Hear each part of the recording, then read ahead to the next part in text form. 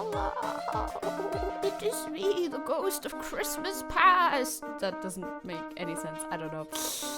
I don't know. Hello, it's me, the ghost of Christmas past in February. What else? What else would you possibly... Whoa! Speaking of the ghost. Speaking of the fucking ghost, let's just glitch out the entire model immediately. Yeah, why not? Why not? Why not? It's a VTuber stream, right? I'm gonna blame it on the sunlight that's shining into the window. Although I did put I put a blanket up, like a true person who has furniture in their apartment. I put a blanket over the pre-installed curtain rod so that I can see things. Yeah, Christmas wear. True, you gotta look out. You gotta be vigilant about this stuff. You gotta be vigilant. Hello, Crow. Привет, как дела? Хорошо, да. Yeah, да. I wanted to say me too. Oh, тоже. Yeah, I know too. I understand too. I'm able to speak Russian. A good amount, definitely good amount of Russian. Looking awkwardly from left to right. Da. Just repeat da. Da is like one of the best words for yes, though, I think. Because da is very, well, okay, anything that's like yeah is good because that's already the English language and the German language, so I'm like very in that. I'm very into that. However, da is also good because it's very similar. And sometimes, I don't know why, but sometimes when I speak French, I feel like I want to say da instead. I don't know. That is why it's a good idea to add a redeem for a period of Russian. The 1 minute Russian. The 1 minute Russian is looming on the horizon. I mean, even Evan said yesterday that it would be funny, but like 1 minute can be very long when you don't have any words left to say in your language, in your language of choice. Is all I'm saying. Also, to your previous point, I have a good idea for a whole new intro and technically also outro. It would double as the same thing with a little bit of tweaks, although we barely ever even see an outro anymore, so I don't know if I need that, you know what I mean? But, oh, the time, where did all the time go? Well, certainly not to me. I have the plans. The plans are cooked up. I would just have to do them, you know? Hi, Seppo. Feierabend. Feierabend at noon. That is huge. That is aspirational, you know? That is huge. So the new outro will be seen. Yeah, but I don't have it. I haven't done it yet, you know? I'm just saying I have ideas for it, but I haven't made either of these things yet. I wish I did, but... I do, in fact, not. I gotta finish my... Oh, actually, I should show you an updated work in progress of my persona illustration. Let me send that to myself so I can put it on screen. Hello, Tinty, how are you? Hello, you. It will be seen after you make it. That is true. That is that is how it works, right? I just don't know when I'm gonna be making it yet. I already know, like, I can tell you as much that it will kind of be based off of the illustration that we have for, there's no stream, please, Jesus, right now. You know, like the offline screen, I guess is what it's called on Twitch. That. It's kind of, it'll be similar like that. It'll be cute. Oh, it's Faschingsdienstag. Work ends at 12. Damn, that's wild. I'm quite certain, and now I am crossing my fingers that is not the case here. At least I don't think so. Wouldn't be good for me because I would still like to go to the store today. Hi, Nankarak. Hello. But I really don't think we do anything different for Fasching, as far as I'm aware. Anyway, wait, let me give it a cheeky Google. Maybe it's just in where you work, or maybe it's just like locally as well. I'll give it a Google, as in I'll Google my nearest Kaufland and see when they're open. They are, in fact, open till 10, like every day. Okay, very good. Very good. That puts me at ease. Chilling. How are you guys? How are you? How have you been? How has your start into the week been? Are you doing Fasching? Wherever you're at, are you doing Carnival / Fasching, you know, in German Fasching, in like places like Brazil? It's Carnival, right? I mean, I know it's huge in places like Brazil, but it's not huge here. Oh my god, Crow, you got a drawing tablet? That's fucking huge. That's huge news. Let's go. You're gonna make art? You're gonna make some art? You're gonna post your work in progresses in the Discord? Yes. I am looking forward to see that. Or is it just to is it just to upgrade your Gartic phone abilities, which also very valid. You're gonna want to strive for Gartic phone perfection. What are we gonna do this Sunday? That's a good question. I haven't really thought about it yet. Technically, it would be GeoGuessr time again as well, but we could also do Gartic again. I don't know. I hate the music, so no fushing for me. Good. I agree with this. Crossing, but I do feel very inadequate compared to what you all post in the channel artistic. Don't worry about it. Just post it. I mean, we're gonna talk about art progress for beginners today. Actually, if we look at the title of the stream, I wanted to look up. On no website is the title up anymore, unless you're like in a news website or something like that. That also, yes, it doubles, right? It doubles. Talking about art, by the way, boom, art be upon you. This is the work in progress right now of my Persona 3 illustration. Woo! It's coming along. I love how I said wee, and the Tenchi in the background of the Sims background thingy is running around. It's very cute. It's happening! It's happening! I know, it looks so cool. I too am very proud of this illustration because holy shit. That's a lot of progress. That's a lot of work. That is not my art style. So it's extra a lot of work when you can't just do what you usually do, but you kind of have to try and emulate a style that's already happening. But it's turning out really pog, so I'm not even going to be complaining about it. Kur's saying I prefer not to think about the upcoming holidays because one of them will be the 23rd, Day of the Defender of the Fatherland, Jesus, and possibly 24th, the day of the start of the Russian invasion of Ukraine in 2022.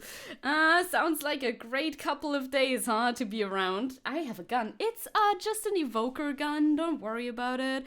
It can't pew pew shoot bullets. It just shoots my persona out of my head, you know? No biggie. It's actually super chill. Don't worry about it. It's actually the most chill, as a matter of fact. So that'll probably be, it depends. That could be done today. If I finish it today, it could be done today. However, I also have some other ideas for things that I want to make today. So like a stand gun, very, very JoJo-esque in that sense, I suppose. Me knowing very little about JoJo, sure, it could be that. For sure, it could be that. So I'll put you away again. Where do you go? I don't know. Just away. That's enough of a sneak peek. You'll see the full thing soon enough. Oh, don't worry. This gun is only for shooting myself in order to bring my persona out. Quite specifically. Do not worry. It's chill. I like that too because yesterday, I'm gonna clean the Tenchi off of the screen real quick. Yesterday, Evan, my friend, my IRL friend, was watching this Persona stream for the first time. Any Persona stream for the first time, as a matter of fact. And I was like, oh yeah, how did you like it afterwards, right? Like, did you enjoy it? Did you think that was how you thought Persona was going to be? Because I do share fan art of the game sometimes with him on Twitter. And he was like, well, for one, I didn't know they shot themselves. Repeatedly. I'm like, that, to be fair, that is only in this one. They don't do that in the other ones. Don't worry about it. It's not that strange. It is really regular, I swear. Please keep watching my Persona streams. I'm like, please, it's normal. It's very normal. A cowboy outfit would be huge. Would be huge in general. Do I know who Whole Horse is? No. But cowboy drip is huge. It does feel a bit weird, doesn't it? It does feel a bit odd that they do shoot themselves so often, but it becomes kind of regular, at least when it's happening outside of cutscenes, you know, when it's just real quick. When it's just real quick, you know, I'm barely bothered by it. Yeah, you shoot yourself in that Persona, in Persona 3. That sounds like that one weird manga I read in high school. Okay, slay, question mark? Maybe not, I'm not sure. I mean, we all know that Japanese media really loves violence directed towards high school students. Whole Horse is some kind of music band reference, as everything is in JoJo, but I don't remember to what. Well, maybe to Johnny Cash. I don't know. I'm trying to tie it into the cowboy motif, but is he even cowboy? Or not really? I don't know. Angel! Hello! Hello, Angel. How are you? How are you? How are you? Being you and Crow and Dina and Tindy and Nagreg and everyone. And okay, everyone is just Sepho in the listing to say everyone over that. And have a passionate, caring talks tonight, cheering from work. Shadows. Thank you very much. Thank you, thank you. There you go. Yes, praise Angel Tail in chat. That is very much necessary. Hello, I hope you've been well. I hope you've been holding up well. I've been very busy, of course, as you know. I mean, duh, I just moved apartment and I'm still figuring a lot of stuff for that out. And the usual, you know, the usual. It never gets less busy than that, does it? But it's slay, it's chill. Thank you for lurking. Whole Horse was the inspiration for part 7, the gayest part. Ooh, the best part, the number one best part in JoJo. Well, that's good. That's already off to a great start. Isn't every part the gayest part though? I mean, not every part can be the gayest part. It can all be gay, right? But not everything can be peak gay, technically. I would assume, right? If sexuality is a spectrum, there must be one part of JoJo that is on that spectrum the gayest, right? Technically. God, those memes are old as fuck too. Talking about the spectrum of gayness and the one most gay person, which I still think that Elton John makes sense for that, but you know, it's up in the air. Whole Horse is based on Hall & Oates, an American pop duo. Slay for sure. They're the gayest in different ways. Now that I do respect. Yeah, it's fair. You cannot just judge that by just one metric. You gotta look at it a little bit more, in a little bit more detail than that. Not every part is super gay though. The ranking for me is 7, then 5, then 4, then 9, and then whatever. Okay. So if I were to start JoJo, which I won't, I should start with 7 and just do it in this order. So I get from the most gay to the least gay, or should you do the opposite and ramp your way up to the gay? No, I don't think so. Oha Teke. Zeke. Yes, hello Warren, how are you doing? Middle of the day Zeke for me too. But also it's mostly Ohio, since I sleep long still at the moment. Like parts 1, 2, 3 are the bear gay, and everything after is more twinkish gay. Okay. I'm taking notes. If in case I'll ever get into the show, you know, it's good to know. Oh, trans woman main character makes it seems very gay. So true, that's quite queer. That is quite queer, in fact. Should I give you an overview of our schedule for today, of our docket for today? I think I should be doing that. It's been so long. Wait, I can show you that on the screen too, actually. So, where are you? There you are. Since last I sing a song, as you can see, you know, I always title them, I always put them into little categories to just collect them in one giant Google Docs file, because why not? And as you can see, the last one of these that we did was on the 23rd of January. I haven't even done one in February at all, because I was moving. What's gay JoJo's Bizarre Adventure. So it's been a hot second since we had a proper Tuesday news day or anything like that. It's crazy. It feels like forever too. It's not like, oh, it doesn't even feel like it. No, it definitely does feel like that. Crow is also saying, and also the first chapter of JoJo Part 9 is literally our main character being gay and doing crime. That's pretty good. I want to see that JoJo. That would be the biggest perk for, I think, everyone involved. If I got into JoJo, I would definitely draw that, but I don't think it's gonna happen. I do not think it's gonna happen necessarily. And everything happened, as always. Everything happens. I mean, to be fair, you can't even really say that anymore, because I feel like always at every time in point, everything is happening all the time. You know what I mean? Like at this point, every day is a major world event, and that cannot be good for us. That is certainly not good for us, not in the slightest. Everything happening everywhere, all at once, perhaps even Oscar-winning film, yes. Hi, Void, how are you? Hello. Welcome to stream. Can you draw a cool breeze for me? Weather is hot down here. Yeah, I should. I'll send you. You can commission me. I can draw you a cool breeze. It's cool enough here. It's chill. However, the sun has been out today, so like I already said, in a very makeshift solution, I just put a blanket over the curtain rod. It's working well. I still don't have my blinds. I'll get my blinds on Saturday, I think. Also, as you may have known / heard, I am back in my hyperfixation about Game of Thrones. And I have now finally decided, okay, fuck it. If I do want to read the books, maybe I do want to start at book 1. And I did loan book 1 out to a friend who never gave it back. So I think, well, I don't think so. I already have done so. I have ordered the first volume for pickup at the nearest Thalia bookstore. So I can just pick it up and get it. It's not that, they're like paperbacks. They're very thick paperbacks, but they're not very expensive. So I was like, I'll take that. I'll get that. Can I commission you for a JoJo version of your model? JK, I do not have the money. For a model commission, that would be quite a bit of money, yes. Hi, creepy, hello. So I'm going to give you an overview over the docket. 1 second. There you go. I will give you an overview over the docket as per usual. So in case we want to do Gamba about that, then you will be able to make an informed decision about your Gamba. I will also tell you that I, of course, am not with Tenchi at the moment, so I might be able to go a bit longer. But also, I love routine. My definitely neurotypical brain, wink wonk, kind of doesn't like it when things are different. So I usually just stick to the routine anyway. But either way, regardless, here you go. This is the docket. Let me tell you about it. First, I want to talk about my hyperfixation a little bit. I swear I'm not gonna go into too much detail because I won't. It's fine. I'll be good.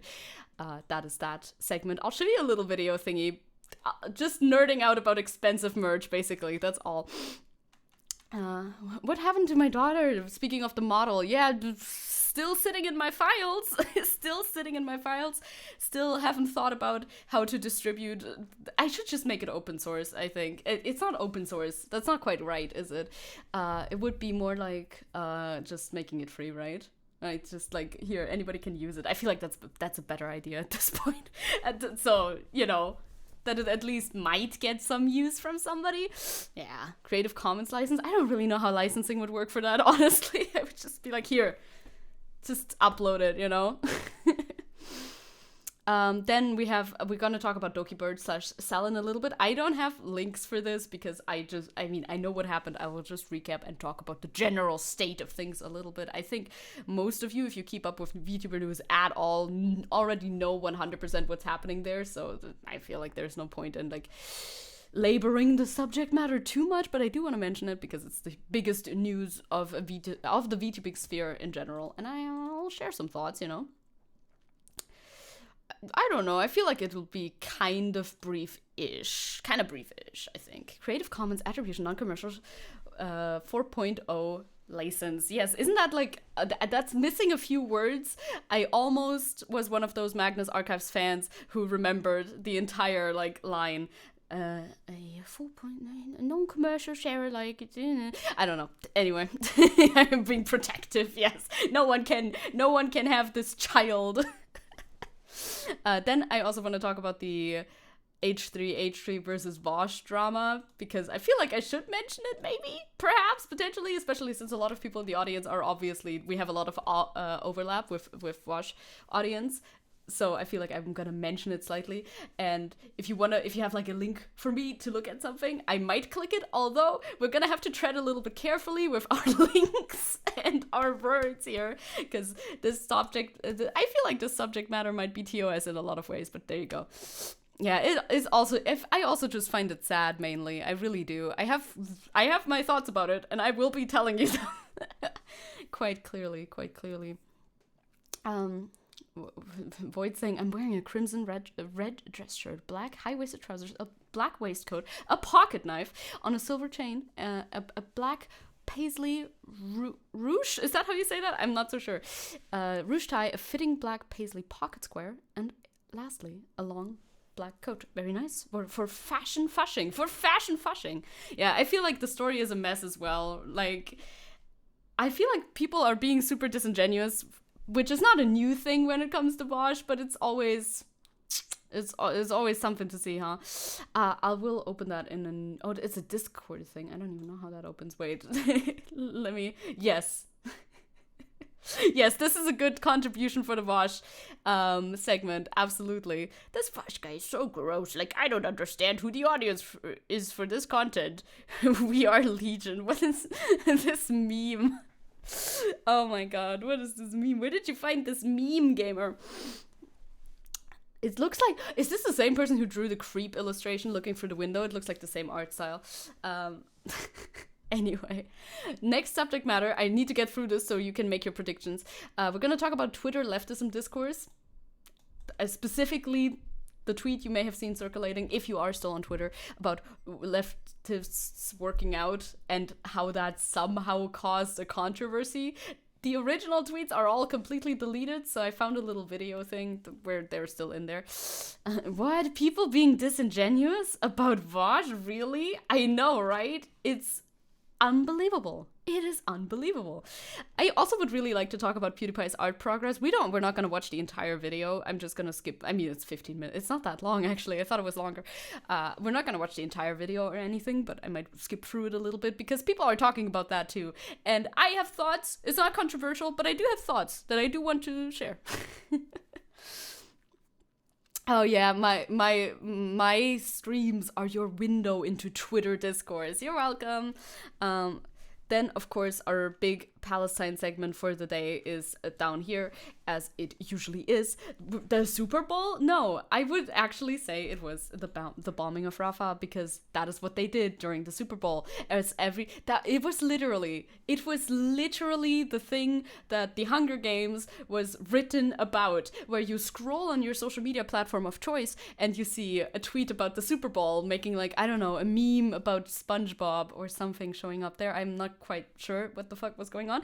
And then afterwards, there's literal images of, like, brutally mangled children in Gaza. It has become the satire, and I find that baffling, and saddening, and also kind of, well, we already knew that was happening. I don't know.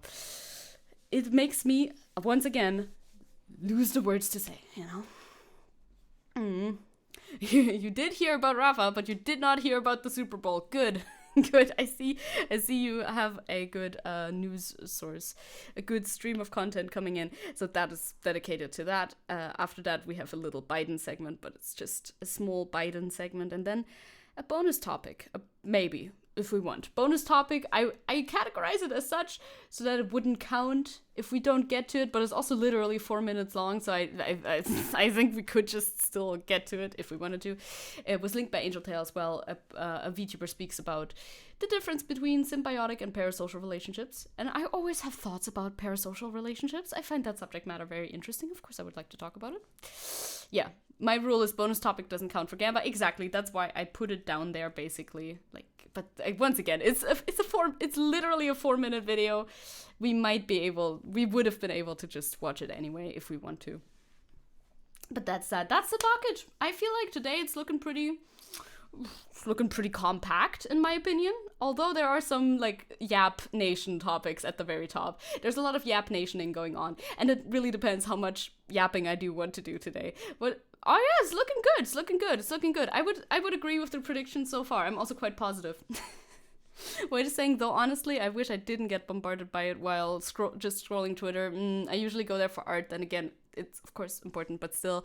Yeah, no, it's definitely going to leave a mark on everybody who's living through the age of social media right now, and that is obviously not a net positive. That is very clear, right? If you see pictures that are, like, the most gruesome images that you would never expect to see in your lifetime, people before the age of social media didn't really have to deal with it that much, right? You see what you see on the news, I suppose, but even before that, you just see what's happening in front of your doorstep, and not ever at this amount all the time, non-stop, wherever you are, basically, right? The chat agrees with me, but we will see. You know, things can happen. Unexpected things can happen. I don't know. You never know. I never know. I'll pour myself some water and then we can get into it, though. Getting into it shortly. Cheers. Do you know, gamers, do you know that I'm back in my Game of Thrones, thinking about Game of Thrones a lot, and A Song of Ice and Fire specifically a lot phase? Did you know that? Because if you didn't, now you do. If I had 1,200, yeah, not a joke. This is not exaggerating. I think it might be under-exaggerating, as a matter of fact. If I had 1,200 euro, I would not have them anymore after clicking this link, because the Folio Society is currently / has been up to like quite recently been releasing the most beautiful, breathtaking, stunning versions of the A Song of Ice and Fire books that you could ever imagine. Like, I just want to show you these. Okay, well, we don't have to mute. We're not on YouTube. My immediate instinct is to mute. This is a little preview from their YouTube channel. And they are so stunning. They are so pretty. Do we have HD? Of course. Oh, premium. I don't have enhanced bitrate. Thank you very much. Literally salivating right now. They've done the 5 books that are out already. It's so good. Yeah, it's my YouTube DMCA trauma. It really is. Like, all of these, they have handcrafted little sleeves and everything. The first one comes with a map. I've seen reviews of it. The illustrations inside there are amazing. Like, look at that. That's a fucking cover, dude. They split the books up into 2 parts usually. Like, for one book they do 2 parts because these books are fucking thick as hell, so that makes a lot of sense. And look at how beautiful these illustrations are. They're all done by Jonathan Burton, and there's so many of them in there. It's fucking breathtaking illustration. I love the way that it looks like it's... I don't know how these illustrations were done, if they were done digitally or any other way, but they look like they've been done with pencil, and that kind of gives like a nod to a more medieval sort of vibe. It's fucking huge. I love these. I love looking at these books. Hi, Izzy. Hello. Yeah, my poor ass can only think of the 1,200 euros. Like, each book costs, I think, 230 euros. Look at the artistry of it. Like, I'm never buying these. I am never buying these. Like, each book, as in each, part. Like, you can buy a Clash of Kings for 230 euros. I think it's euros or pounds even. Pounds would be worse if that's the case. Like, I'm not purchasing these. There's no way I'm purchasing any of these, obviously. But I just like to know that they exist, which I do want to talk about a little more, actually, once I'm done gushing about them. Look at the chapter markers as well. They have like these illustrated chapter markers for everybody's chapters and everything. It's so beautiful. Double page spreads, 16 illustrations per title. This fucking illustration of Daenerys is huge. Thank you for the hydrate. I need it. Like, 230 euros is like half of the average monthly salary here. Yeah, it's expensive. Like, this is the definition of a luxury item, right? Like, you don't need this. There's no world in which anybody needs to have these books. But, like, I am glad that something like that exists. Just, like, looking at something that's so beautifully crafted and knowing that, of course, the artist behind it is going to be compensated fairly. At least, right, you would assume. Do I know the Folio Society or whatever they're called? Personally, no. No, I do not know what happens in their work. But... products of this level of quality, you would hope they're like not mass produced or anything like that. And yes, exactly, like AI art in quotation marks, it just doesn't match up. Send him money so he can buy these books. Yes, this is my fundraiser. Other people's fundraisers be like, for my surgery, please fundraise for my surgery. Me, fundraise for the Folio collection, A Song of Ice and Fire books. No. Ooh, I would want to buy the Disco Elysium art book, though. I like that a lot. Like if you're collecting anything, an art book is always a good idea, and they're also usually not, like, that expensive. I mean, they are more expensive than an average book, but they're not 1,200 euros, Be right back making a donation goal. No. Like, I love to know that these books exist, and I love to look at them on videos. I do not need to have them. It is fine. It is absolutely fine. Yeah, I'm just gonna go steal from kids' cancer fund. It's chill. Before, Void is also saying, but before I would consider buying those, I would like buy a ton of fancy tarot decks and never use them once. Those are good to collect as well. They're good to collect also, yes. Like, I really like I mean, I like everything about that. Each title presented in 2 volumes, so they're not so thick, because God, these books are fucking thick as fuck, yeah. And they have pretty thick paper in here too, obviously. Yeah, that would be me if I was Always Sunny in Philadelphia character. Absolutely. What would my rate be for a commission, a JoJo image of me? Well, depends on a couple of factors. 1,200 euros. I'm kidding, of course I'm kidding. I am kidding. I really like the way that this person, Jonathan, I forgot his last name already, the illustrator for this, illustrates Daenerys specifically as well, because did you know, in the books and like in the show technically too, the characters are younger than you think they are, and I feel like people kind of gloss over that, especially when they romanticize certain relationships within the books, which they shouldn't, because they're not romantic relationships in the least. And I find a more realistic portrayal of young people really helps make that actual relationship that's happening there like less romanticized or whatever, like it is on TV. Because on TV when this came out, if you care at all, if you were following that at all, people were romanticizing the shit out of Daenerys's and Khal Drogo's relationship, which is insane. There's nothing romantic about it. Nothing. I feel like one more joke like that and we will get a random anonymous dono of 1,200 euros. I mean, I wouldn't say no. I would not say no, but yeah, Jon is believably 15 in the books. Yeah, it makes sense for a medieval society too, right? For a medieval society. You know what I mean? Like, people were dying younger, so people had to do more shit when they were younger as well. Wait, Twitch has been used for money laundering. Don't talk about it. Don't talk about my money laundering. I love these illustrations so much, and the way that they're printed. Like, look at how beautifully it is printed. It makes me want to scream because it's so pretty. Of course, also the sigils of everybody's of the houses are. They lend themselves to illustrations like this, right? Where you can illustrate the conflict between 2 noble houses by just illustrating their sigils. It's very nice. We should gamble with real money, you know?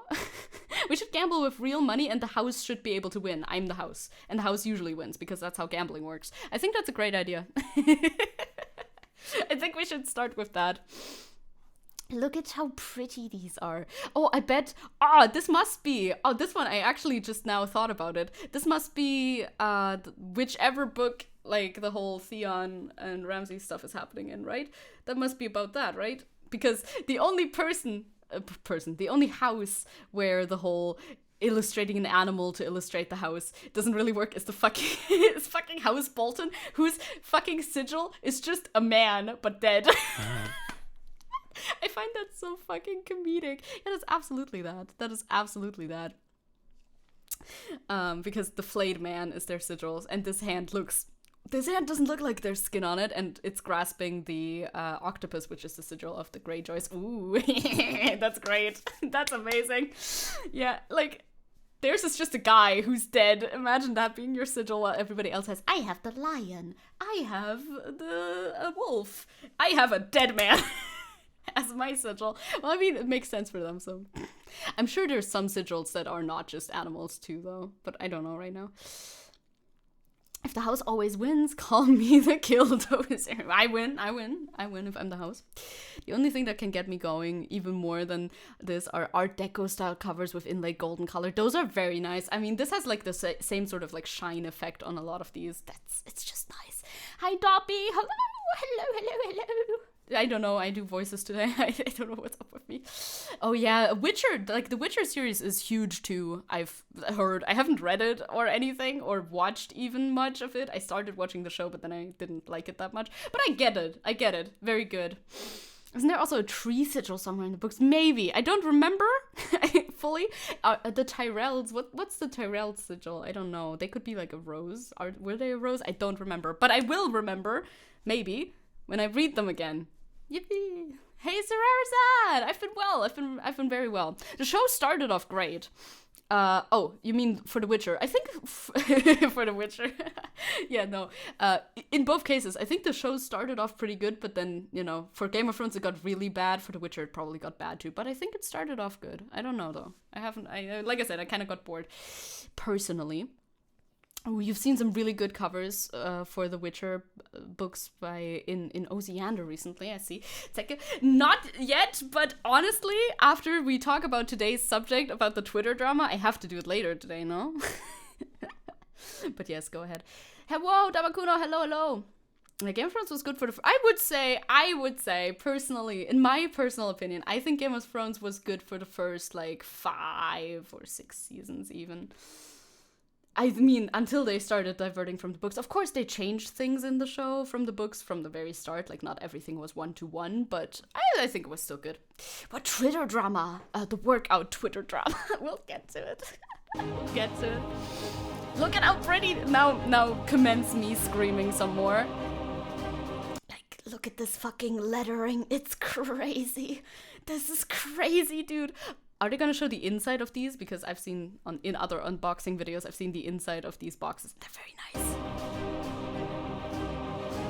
Yeah! With hidden illustrations inside. Look, it's fucking Joffrey. That's so huge. I mean, everything Twitter is drama, to be fair. It sure feels like it. Unless you're on the art side of Twitter, just chilling. Like, they made the outside very, like, simple and clean, and then put, like, beautiful illustrations into the inside of these bookshelf cases thingies. Oh, I'm foaming at the mouth at these. They're so good. They're so pretty. And the lettering printed in black and gold throughout. Calm down, okay? Chill a little bit, the Folio Society. Jesus, you're going too hard. Your drip is too different. They're gonna kill you. God, look at that fucking header. It's so beautiful. It's just so beautiful. I have nothing to say aside from, wow, look at how beautiful that is. The artistry that goes into making something like that. I just want to appreciate it, you know what I mean? Once again, I don't need to own this. Just knowing that it exists and pointing at it and going, wow! Honestly, that's very fulfilling for me. That is very, very fulfilling. And here they have like a lot of these sigils as well. As we can see, there's a tower here and a rose. Yeah, I think that's Tyrell. And we have like a sun. We have whatever the fuck that is. We have who the fuck? Which edgy fucker made their house sigil a literal noose? I mean, can I complain if House Bolton exists? Yeah, I think I can. Which edgy fucker decided to just put a noose on it? What's the thought process behind that? Oh my god. Yeah, the header, like the detail work is very nice. Yeah, true, we could Google that. I bet it's some house whose name I don't even recognize. And we have family trees. Family trees updated for each volume. That's a lot. That's a family tree with a lot of notes. It's a threat. I mean, it would be. Yeah, it would obviously not be like, we're gonna hang ourselves. Although that is a threat too. That's a very Harry Dubois type threat where you're like, okay, if you don't collaborate with me, I'm gonna hang myself. But I assume that's not what they mean. Oh no, the internet, Warren, no, the internet. And the map, look at the map. I mean, flaying is 24 times edgier than lynching. It is. Meyer. How's Meyer? Yeah, okay. In fact, like I said, no idea who they are. Very fair. If I do actually read through all of the books, maybe I'll remember every single house. I do get obsessive, but only for a couple of months, and then I forget again, so. You know. The map. God, I was such a nerd about this, and I'm actually really glad to see that hyperfixations can come back. I wasn't sure if that was gonna happen for myself, because I know me, I get very fixated for like a month or two, maybe longer. It depends on the fixation, right? And then I'm done. Then I'm basically done, right? Then it's like I look back at it and I'm like, oh yeah, that was nice, but now I'm doing something else, right?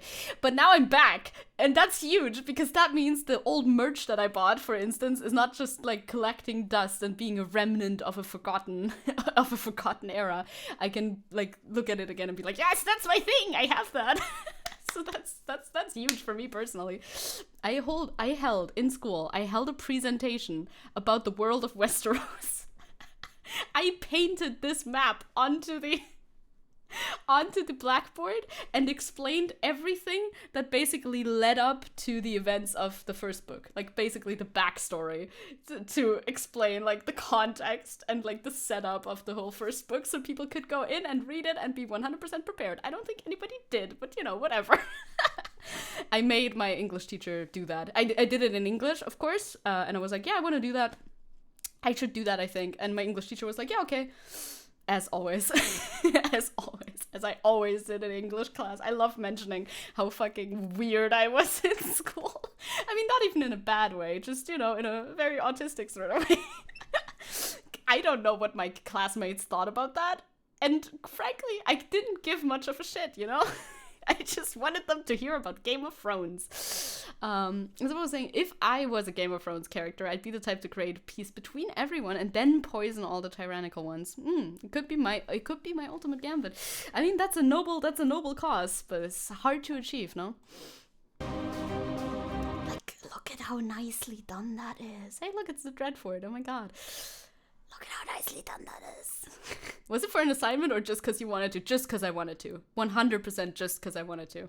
Yeah, I am not actually. No, I'm not diagnosed. I just like to co-opt the culture. I'm a little bit of a culture vulture myself, you know? I just like to act. I just like to co-opt the culture for myself. That's all. Poison first and then peace. Autism gatekeeping? Real? No, I am keeping myself outside of the gate by refusing to even think about getting a diagnosis. No, it was not for like I said, not for an assignment. I just said, hey, I want to do, I don't know how exactly this came to be, but I was like, I have an idea of something to do, and then I just did it, I guess. I don't know. It's cultural appropriation, yes. I do it for the R-word pass. Yep, exactly, because I use it. I mean, as you know, I use it all the time. Yeah, the Folio Society. Give them to me, my precious. They do make Lord of the Rings books as well. Give them to me. I don't know if I can open this. I mean, I definitely can't open this, but do they have my information? Why would they have my information? Oh, yeah, okay, it's fine. No, I'll stay in the UK. Why the fuck am I in the UK? Ugh, leave me alone. It's so pretty. These are so pretty. These are... Just making noises at this point. They're so pretty, but they're so expensive. I'm not beating the autism allegations. No, I don't think I will, but yeah. In before the leak of RDMs with the R word as in none. Yeah. It's like a putting a 1 meter fence behind himself and autism screaming, let me in! Yes, like, let me in, please! But also not making an effort to be let in at all. God, just look at these books. And this one, yeah, this one's A Dance with Dragons. That fucking cover is so good. This one came out very recently, I think. I'm not so sure, but I think so. It's so cool. It's so fun. Yeah, there's the Lord of the Rings stuff. It's so cool. It's so pretty. They're so expensive. Oh, this one's only 160 euro. Oh, this is pounds. Okay, no, now we're on pounds. Pounds are more, so it's probably still 230. You know, it's chill. Pounds are a bad conversion rate for euro and for dollars as well, of course. It's chill. I'm chilling. Only, I know. I mean, in comparison, but then it's pounds anyway, so who cares? It's chill. So chill. It is so chill. Me looking at these chilling. Chilling. I'm chilling. I'm chilling. Screaming internally. Absolutely. Screaming, like, sometimes also externally. God, these are so cool. Also, yeah, this is the newest book, so, you know, maybe the illustrations might be a little bit spoilery. The newest book that is out anyway. Oh, big dragon. Cool. It's so cool. That's so cool. Okay, I need to stop just staring at them. Very close to externally too. Yes, we're on the verge. No, but what I did pull this up for a reason aside from just screaming about it. Although most of it is just screaming about it. I think it's cool that stuff like this exists. And I think it's absolutely fine to not purchase it. You know what I mean? I think it's fine not to own it. I just think it's a very beautiful celebration of a work of art and of a work of literature, of a work of, fiction. And I find that I just find it beautiful, I don't need to own it. Just buy it. Simply purchase them. I do not need to. And I won't. And I can't. So, but besides that, what do you think of a kind of bi-monthly hyperfixation stream? I mean, let us be real. All of my streams are hyperfixation streams. Hi, Pino! Hello! I've been screaming about the very expensive folio collection of the Song of Ice and Fire books that are so beautiful. So beautiful. Just do it. Fuck it. Go.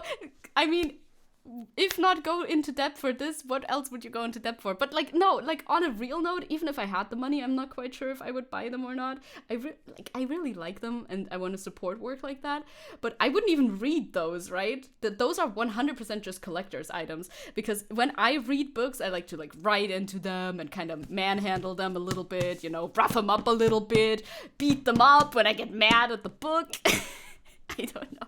I don't treat them. I like to treat them kind of like objects of use. You know what I mean? Have you read the books yet? I have actually decided today that I order the first volume of the books to my nearest bookshop, because, like I said, I don't have the first volume anymore. I only have the rest of them. Which happens if you loan your shit out to people who don't give it back to you. So I can actually start from the beginning, perhaps, potentially. What's that funky symbol next to the price? It is a made-up currency. It's pounds. Just go into debt. It's a good quote, thank you.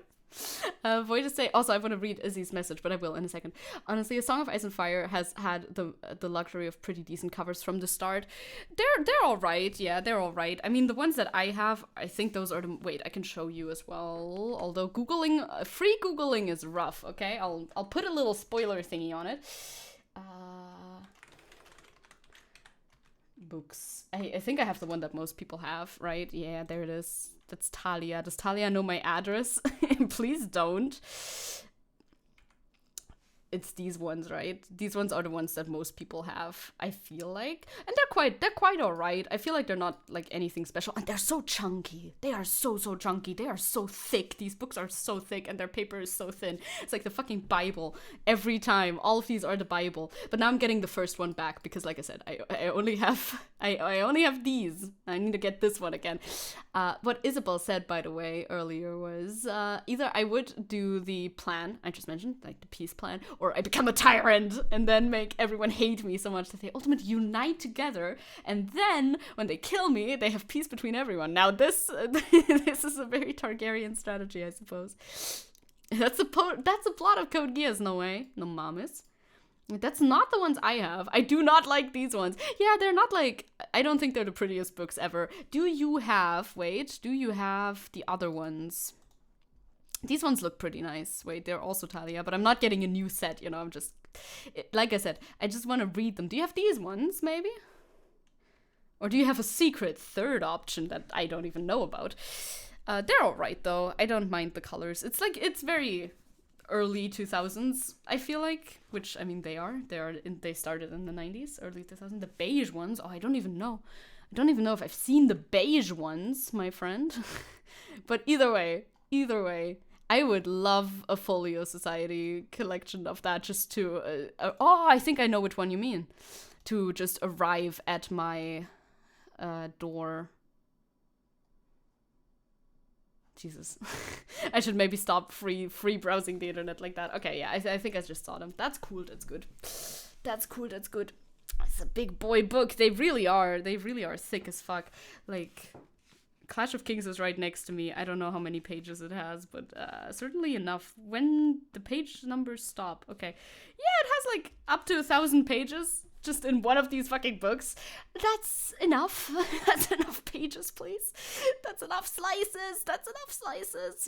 Speaking of book designs, can we appreciate how nice and pleasant the Reclam books look like? Peak design. It's very chill. Reclam books are very chill. Reclam books are nice. Do you know this one person on what's it, TikTok. What is the name of the app? There's one person on TikTok who just has a reclam book collection and talks about it a lot. I actually don't watch their videos that much, but I keep seeing them. I keep seeing them on my feed. Well, good for them. Good for them, I suppose. Okay, we did it. I want to put a check mark here, but okay, there you go.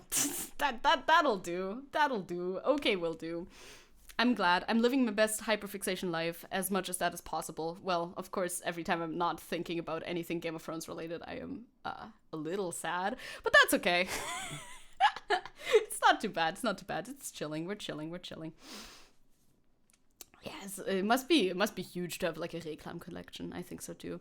And Void's current hyperfixation is Siafa's Cane, and most of those books have atrocious cover designs, like most older 40k books. Yeah, you know what you should do? You should rebind your books. I see that also online sometimes, people who rebind their own books. You should get into bookbinding.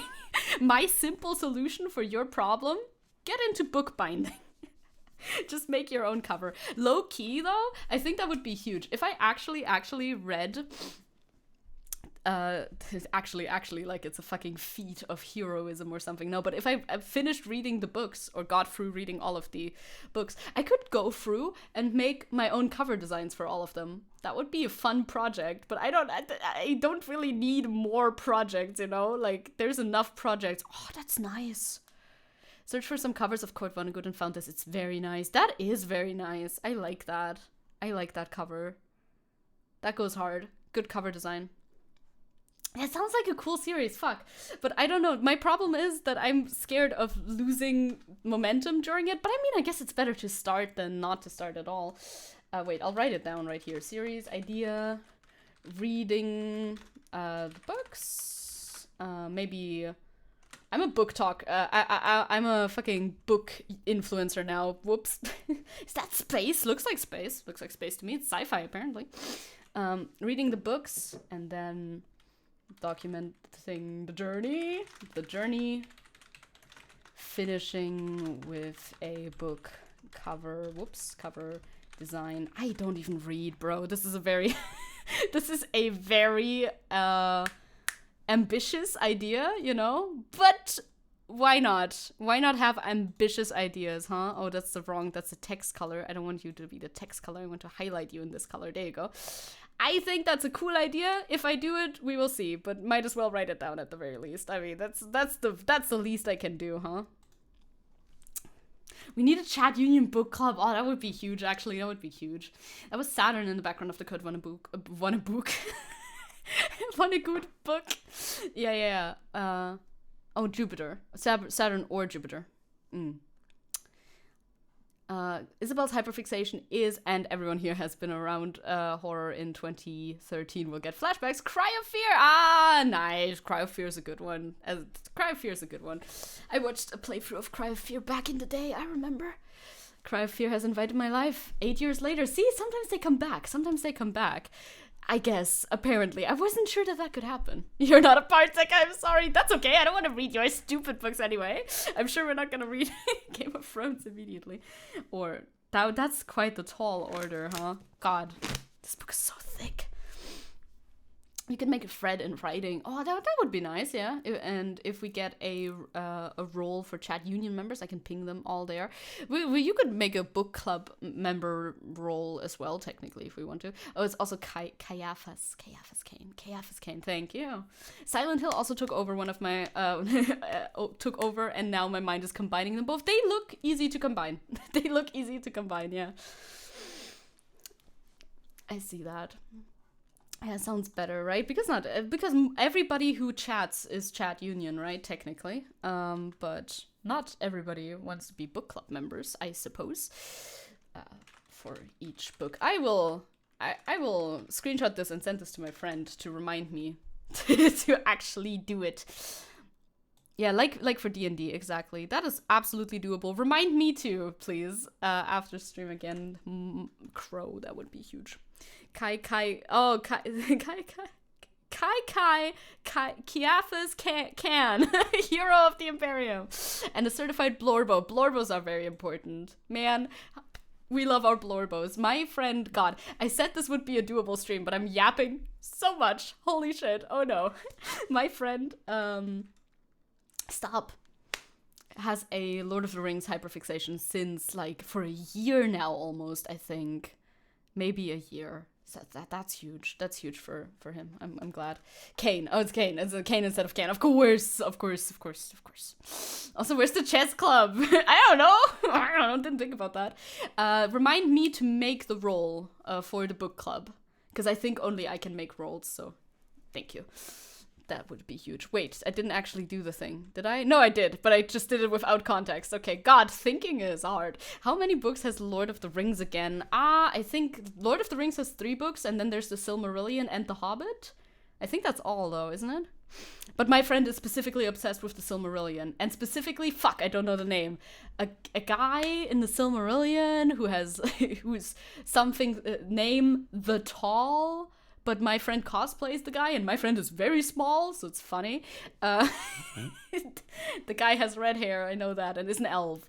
I know that too, but I don't know. I forget. I don't know if I know the fucking name.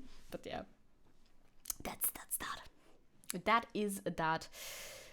So many blorbos in the Lord of the Rings. The not so tall. Yeah, that's what he did at a con. He went to like a Tolkien con thing and just put name of the character the small instead of the tall. Yeah. Very imposter syndrome, cowardly war hero, blorbo bean. Okay, slay. I like it. I fuck with it. We should move on. We must move on. We spent an hour. Oh, the misery. I mean, it's not misery. I'm enjoying my time. I am enjoying my time quite a lot. Do you guys know Doki Bird / Sullen Tatsuki? I'm sure most of you do. As a quick recap, Sullen Tatsuki was we looked at this actually a little bit. We talked about this a little bit. Wait, can I open a YouTube tab? All these YouTube tabs are just, okay, yeah, this was the one we were watching. Sullen. I can type last cup of coffee. Why is it Selena? I don't know. What's the best way to end a segment? Why? With an ad, of course. Right? With it? And there it is, baby. With an ad. Everybody who wants to avoid the ads can subscribe with for however much it costs to subscribe. I don't know. Or for free with Amazon Prime. Let's roll that ad, baby. 30 seconds. Amazing. It's still loading. There you go. That was a good segue. At the top of the hour, too. Strong. It's about saying, forgive my crude humor, but people with big swords have small swords. You know what I mean? My friend, God, this is just me gushing about my friend being a cool person. My friend goes to sword fighting classes because of his Silmarillion obsession. I would assume that it's connected anyway. Yeah, he casually takes sword fighting. You know what else he does? Fire fighting? No, but I don't know what that's called. Fire bending is not what it's called, but it looks like fire bending. Fire tricks, I don't know. He does a lot of things, okay? He's a very busy man. Crow is saying, I was about to say that you should end segments with a nice conclusion so it's easier for me to edit, but I forgot I forgot it's Seppo we're talking about. I try to do a little conclusion, but sometimes, you know, we get lost in the yapping, you know? It was hard to keep you from ending the segment until the top of the hour. It's true, but you succeeded. I'm friends with the Fire Nation. Well, I mean, not all firebenders. # not all firebenders, am I right? Okay. Oh, you went to Kendo, slay. Archery is so cool. I think archery probably gives you great arms as well. Yeah, there is a lot of links. I know there's a lot of links, but I feel like we don't need the links because then we would absolutely be here all day just talking about Selen. And although it's definitely big news, I feel like there's not that much that I want to say about it aside from some things, you know? So, TLDR, quick catch up for everybody who doesn't know. Selen was a VTuber with Nijisanji EN. Nijisanji is a company that's notorious for being bad because they have on several occasions been really shitty to their talents, as we have seen by them firing people for weird reasons, etc., not really giving good communication, canceling projects. This has especially affected Selen over the last couple of months. Years over her time at Nijisanji. Her projects got cancelled a lot. This was the straw that broke the camel's back. It is a very cute music video where she covers Last Cup of Coffee from Lily Pichu, which is a song that anybody can cover. There's no copyright issues there. She covered this song, apparently didn't speak through something with management there, and that's why the cover was taken down. And after that, there was immediately a stealth suspension going on where she was no longer tweeting, no longer had access to her Twitter, and also beyond that, as we know now, she was in the hospital for an attempt, as she has stated herself. Cheers for the hydrate, by the way, thank you.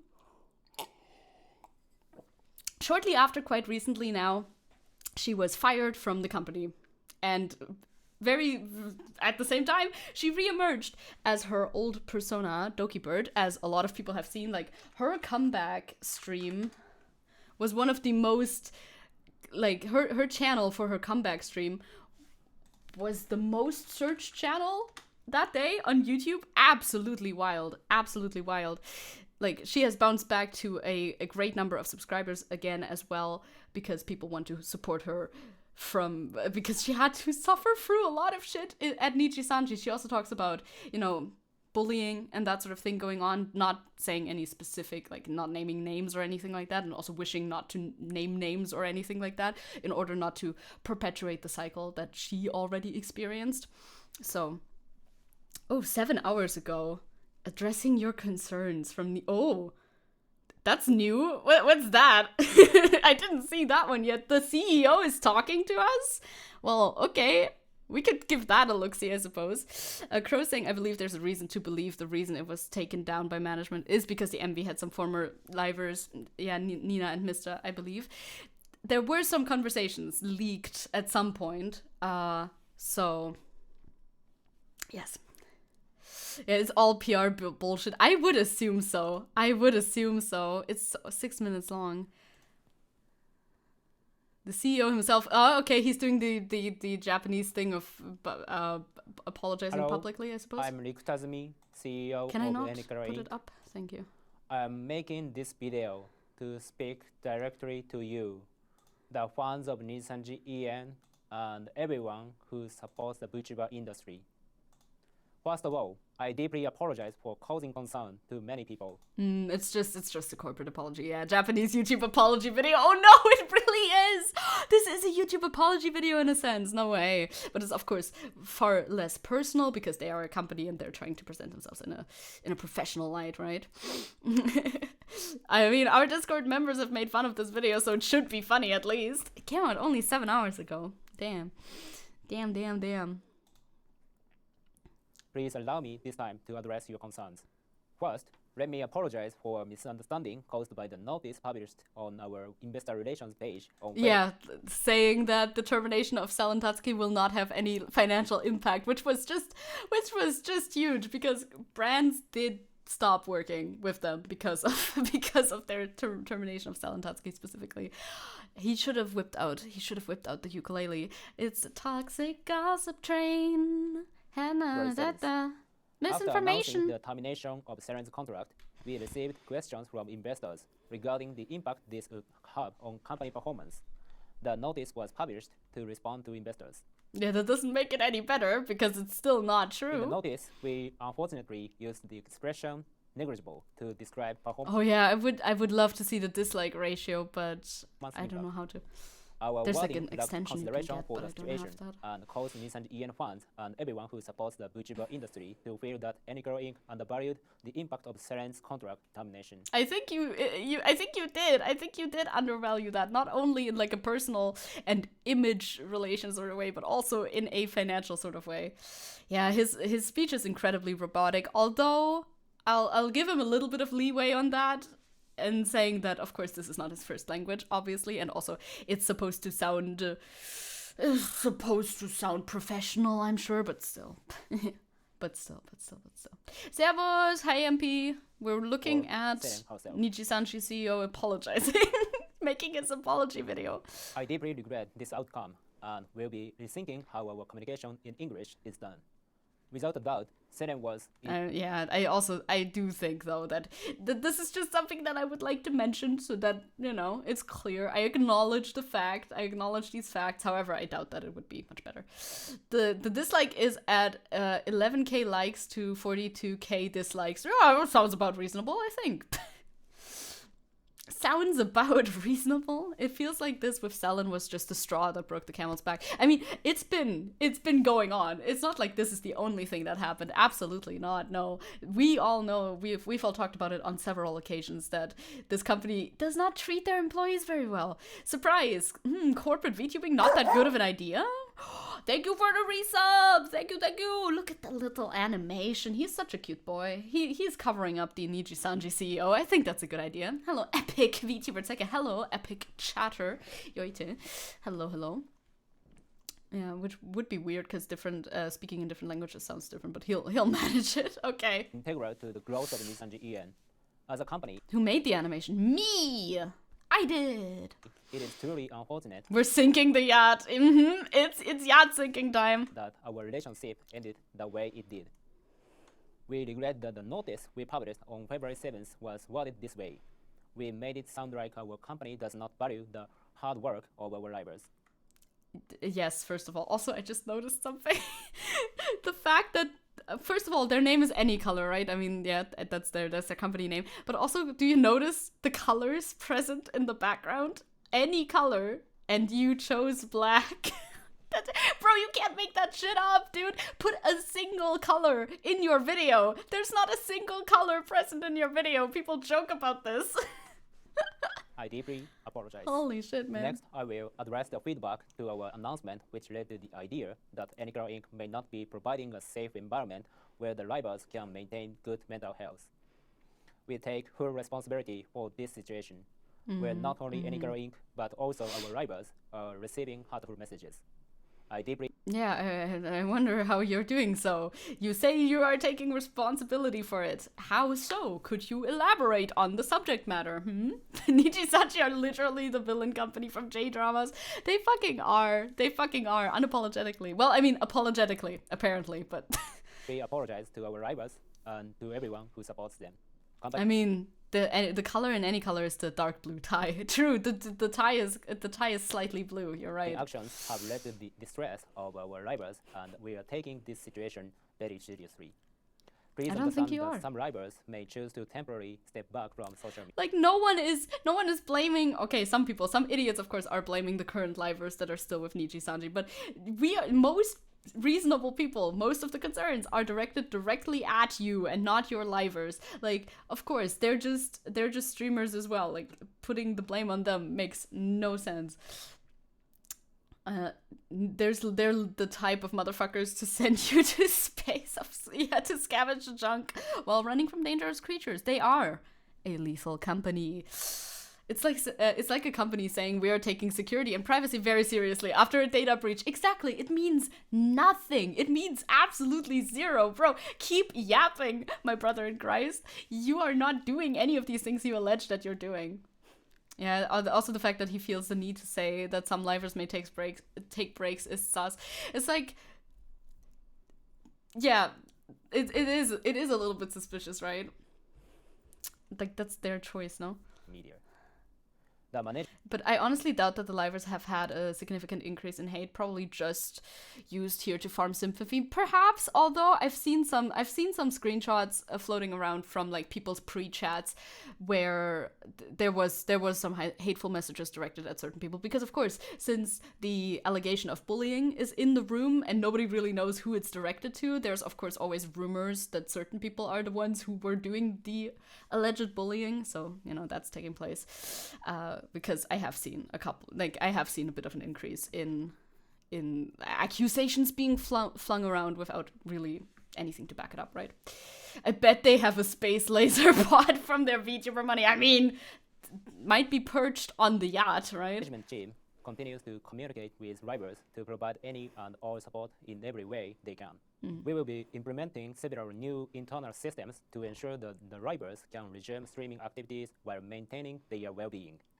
Also, by establishing things such as better reporting systems, we aim to create an environment where we can better identify and resolve issues more quickly. The thing is that they're not tackling the core of the issue, right? The core of the issue is people are mad at the company. They are mad at you for being a shitty company, not for reasons of like, not just for the reasons that you've addressed here, but also, you know, you keep the play buttons, you give them a tiny amount of the merch cut, etc., etc. You deny projects. None of this is being addressed here. Absolutely none of this. Next, I would like to address the concern that has been raised by fans who have been supporting the VTuber community regarding whether Anigirl Inc. has been supporting Nissan EN enough. Regarding YouTube content, we did not have official programs available until fall last year. Don't care. Yep. Talking. Do not care. Grossing more quickly. I feel also some people just flat out feel like livers still with the company are implicitly endorsing behavior like this. That is probably, that I can see that being a sentiment floating around, which on a certain level I can see where they're coming from. Like, people have the option to quit, but also quitting is a scary thing. If that is your income, you gotta find a way to set up a safety net for yourself first if you haven't done that already. Like, not everybody can just quit right immediately, you know. And I'm sure there's also positive aspects of working there, because otherwise Pom wouldn't have cried in her graduation, right, about leaving friends behind, etc., leaving the community behind and such. Yeah, this also sounds awful. No official programs until fall 2023. That is crazy. Yeah.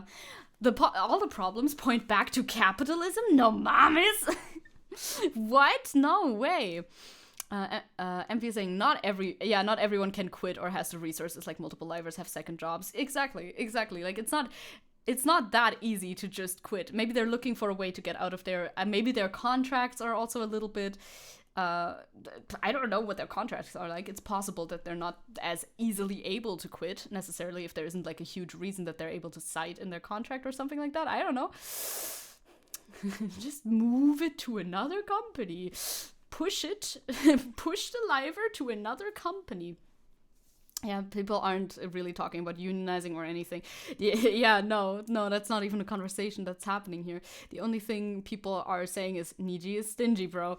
Yeah, they're just talking about Niji as though like any other company isn't also taking like practices, partaking in the same practices.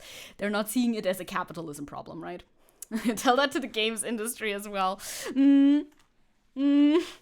Other than content for the 3D event in July and cancelled Nissan EN AR Live Karas in February last year, there has been a lack of 3D. A VTuber union would slap though, right? I hate how many ununionized industries there are. You'd think there should, in an ideal world, there shouldn't be any live content. However, in the meantime, we have spent the past year recruiting and working on strengthening the EN staff so we can better provide content for Nissan EN. Since last year... Well, you have not been succeeding. Thank you. I want one of those, which sites are you on, VTuber covers? We have also started multiple new projects that are still in progress. In addition to supporting rivals on activities, we hope this will help improve our Nissan EN content offerings. I'm glad that you're saying empty words at my screen. That is incredibly helpful. How the modern leftovers aren't taking this obvious goldmine for our rhetoric. Shaking my head, shaking. Like, yeah, it's happening extremely evidently here. A failing of capitalism, and people are not talking about it from that point of view at all. They're talking about it from a very personal point of view, like, oh, who was doing the bullying? How does this or that person feel? We should all form co-ops. VTuber co-op time. It is time. Like, how does it take a year to find manager stuff? How does the company even work if they're so lax about doing anything? He speaks a lot but says absolutely nothing. I mean, a true CEO at heart, huh? A true CEO after all. One of them is the game event stream that was scheduled to be held on the 11th. Is that the However, Mario Kart thing? Considering Or the whatever situation it is? after recent events, This event is being delayed so that we can properly direct our full attention to reviewing and ensuring the quality of our livers' well-being. As a company, we intend to do everything in our ability to support Nissan EN and meet the fans' expectations. Finally, You say that, however, your actions don't really seem to support your words there. Oh no, not the leg, not the I leg, apologize bro. for not just recent events, but also pre-existing areas that needed our attention. Our rivals are irreplaceable, each and every one of them. Beyond Maybe begin acting like it then. You have shown a continuous level of disregard for your livers that does not support this, right? Hey, Rigor Mortis, nice username, by the way. Niji is just the largest example, but a bunch of VTuber companies are aggressively exploitative. Yeah, Project F, VREF, what's next? I don't know. I don't think I know these two, but yeah, you hear it again and again, right? This is a pervasive topic. You hear, like, with so many smaller companies as well, that they're just exploiting the girls here or there, like sometimes for them to play Overwatch with the CEO, right? That was one of them. I forget their names immediately after learning about these things, of course. And then they disband and then it starts again. It's fucking sick. Like, this is the same thing again with fucking like creator networks or what they were called in the early days of YouTube, right? They would recruit creators and then they would have a falling out shortly after because the creators felt that the MCMs did just nothing for them and only took their money. It's happening again. Multi-channel networks, yeah, MCN, not MCM. Yep, like Machinima. Beyond being business partners, they are the most important individuals that we must protect as a company. To everyone. I hope the VTubing sphere also moves on, you know, from companies like this. I hope it becomes more like the online creator sphere is now, where basically nobody is in a company. Maybe they're like in something that's more loosely a structure of like, oh, I'm in a team or something. I don't even know what they're called, but that does exist. There's like certain teams, whatever, of live streamers that are like groups, I guess. I don't fucking know the terminology, but that still exists, but they're on a way different level than companies like this. On the EN side, two other companies had a large batches leave after horrible conditions. Wactor too. Yeah, Wactor we've heard on the Espanol side. Normal corpo stuff. Yeah, like OTK and stuff. Exactly, like OTK. I don't know what I don't know what they are. what I would call them specifically, but stuff like OTK, which, you know, they also have their fallings out, but they're not as overbearing. This really could be the downfall of those companies. Could be the start of the downfall. I would be here for it. I mean, yeah, the whole basis of the capitalist class is the exploitation of labor, and that is exactly what CEOs are doing. These CEOs too. Angel saying, oh, I had a conversation with a small news VTuber, and they actually agreed with the idea of unionizing in Niji and other corpos, but it looks like the biggest barrier to unionizing in Niji livers at the moment is streamers pretty much atomized, being stuck in their own cliques and in-groups. Oh yeah, absolutely. And that's why MGMT was able to prioritize other groups over others. MGMT management. Yeah, like, it's because the livers themselves are not aware of their options, I think. That's what I think. You know, most of them are kind of on the younger side, I think, as well. And not, like, educated in how things should be, perhaps, with their work and all of that. Pinot was saying, I mean, it should move in that direction, shouldn't it? I'm not well versed in VTubing universe, but the downfall of big corpos seems kind of inevitable. I mean, I'm always looking at it analogously to the MCNs of the past, of YouTube days, and it's looking like a pretty good comparison so far, and they did disappear. Most of them, if not all of them, did disappear from what I know, so.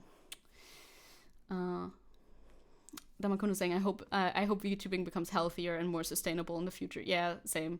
But I'm not sure how at the moment all industries are struggling. That is definitely very true. I think it's gonna be the same as with other content creation, where it's more individual based. It might become more individual based and less company based, but I guess we'll have to see. You're just saying the problem is it's not easy to form such a group. Agency kind of a more common thing. It's about cost of big events like that. Big events, that's different, right?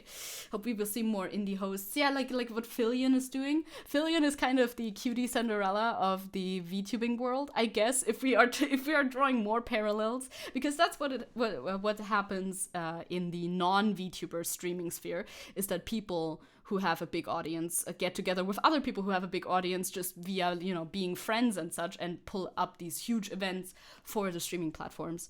I think that is doable, after all. Who has and continues to support the rivals. I am very sorry that situations were allowed to arise where our dedication to their well-being was not clear. I feel that this should never be the case. Once more, personally and on behalf of our company, I apologize to you all for causing concern. As Anycoloring, we will do everything we can to ensure that we create and maintain an environment where the rivals can succeed in their creative Big endeavors. words, nothing happening. Bad video. Bad video. My recommended is a nice place. There you go. I can add to the dislike ratio. You can't even see if it disliked it. I disliked this because it doesn't even stay. Did I dislike it? I can't even tell anymore at this point. Okay. Now it did it. It's just laggy as fuck because YouTube is bad. Kurosanji. Kurosanji. Or I saw a post recently about it. It should rather be Nijikuro, because that makes more sense the other way around. But anyway, boo. Yeah, Nijikuro, because technically Kurosanji would mean black 3D, and ain't nobody getting 3D models in this company, as opposed to the black rainbow that they are. Hopefully Doki's success shows how livers are the meat of the company and not the corpo's names. I hope so too, because I feel like the corporations have definitely forgotten about that by just relying on, their own brand recognition. They think, okay, anybody that we debut is gonna be fine, like we can just debut more livers and then it'll be all right. But no, people leave and people remember. No, you bad. No, I saw it in a post, okay? It was like a fucking Reddit post or something. But hear me, we have Doki Bird now. Bet she's gonna make some good stuff and impactful projects. That's actually so true, though. That is actually so true, because the way that Selen, I don't know, I haven't watched that much Selen, to be fair, before that. But the way that I've heard how she likes to try her best, even despite the management, to organize tournaments and to organize, collaborations and all of that, I feel like she could also become another cutie Cinderella in the space. That's just what I'm calling the phenomenon now, of a person who organizes a lot of things and brings people together. So that would be nice. Yes, Doki Bird suddenly showed up in my recommendeds, but you didn't even know about the Selen stuff. I mean, that's because everybody is searching this name up right now. I mean, everybody's talking about Doki Bird. I'm Nihongo so jozu. Do I practice ever? No, not at all. No, Twitch, get your shit together for Crow. He's important to watch. Yeah, Selen was their master of ceremonies. Yeah, Wrestle Sanji, Mario Kart, Fall Guys. Yeah, right? Like, there was a lot of events, and she will have such a way more easier time to organize events between indie VTubers, for instance, and all of that, now that she's not bound by the contracts that she was bound by before. So it'll be good. It'll be good times coming, I hope.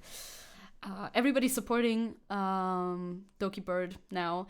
She's even naming her fan base the same name as the fan base was named over when she was with Niji Sanji, which I think is a baller move. Like, fucking go for it, dude. Just take the name again. They cannot copyright a word, is what she claims, and I hope that is true. Twitch is just protecting us from the mods. Twitch is like, don't worry, we will crash the app for the mods. Don't worry about it. Do not worry about it. That was such a power move, right? Because I did not think that would happen. I did not think that would be possible. Also, Pinot was saying, which Angel then replied to, I hope this whole debacle leads to more artist critique of capitalism in the VTubing sphere. I would like that too, because that is one of my favorite things to talk about. Angel is saying, hoping, I feel that reactionaries in VTubing are pushing for more indie is the standalone capitalist VTuber visionary instead of the line of organized collective action side. Yeah, which... would be nice to have lots of creators make essays with more socialist anarchist perspectives, but right now most video commentators have a more liberal business-minded sense. Yeah, the usual reactionary types. They always outweigh, at least on the surface. Dragoons is an absolutely amazing name too for a fan base. Dragoons is very cute, I think. I think Dragoons is nice. Hi Will, hello, what's up? We've talked about my hyperfixation for a whole hour. Whoopsies, my bad, by looking at pretty books. And then we talked about Doki Bird for 30 minutes. Okay, I'm keeping track of seeing how far I get through this. Not fast, anyway. How fast I get through this, not far. I have my finger on the timeout button. Not the fighting. The Dragoons belong to a bunch of communities in some places where I don't even remember. But yeah, Nietzsche can't take that. No. You just want to fight with your inner doomer. I'm glad. We all should strive to win fights with our inner doomers, whether they are very literally a separate entity in a way, or if they are just, that little voice that you have where you doubt yourself sometimes. Kill that doomer inside of you. Damakuno saying, when I made my VTuber character, I specifically asked my artist sibling to make a traditional Chinese with solar punk elements. Ooh, slay! That sounds very slay. Doom your doomer. Get doomer. Okay, anyway. Moving on, actually, it's not a doomery subject, I wouldn't say. It's just a little bit sad, I guess. Moving on to our subject matter involving H3, and Vosh. I honestly do have a question, which is, how did this come to be? Because I didn't think they had, many connections at all, these two people. The fact that Ethan started talking about Vosh kind of surprised me a little bit, I don't know. But TLDR, on Vosh's stream, bro just straight up leaked his porn folder. Good moves. It's technically the to be sorted folder. I mean, yeah, Vosh did leak his folder, and I guess Ethan just talked about it. I guess there's no, big background behind it. Vosh who? Whoosh! It's whoosh time! Bro just straight up leaked his porn folder, on accident, obviously, which could... Okay, I have many things to say about the subject matter. Who the fuck has a porn folder anymore? Bro... Why do you download porn, dude? Who does that? Bosch keeps porn in his taxes folder. Well, technically, I think it was the to be sorted folder, okay? So, but you do? Guys. Okay, I mean... Maybe I'm not the best person to speak out about this on authority, but I think in the modern age of the internet, you can just look it up. I mean, you don't look at the same thing twice, do you? What? I don't know. Okay, we're getting into porn discussion. The internet exists, right? Thank you. Okay, Void and I. Void and I are in agreement. But it gets deleted. Yeah, so what? Once you've looked at it, it's fine, right? You want new stuff, no? The discussion is getting real deep immediately. Vosh said the folder is ancient and he doesn't use it anymore.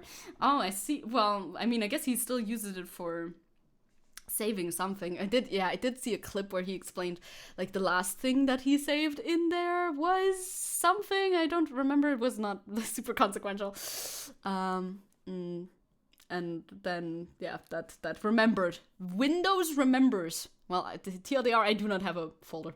If you do save it, you do it in an alternative Windows account on. Well, that's a little much.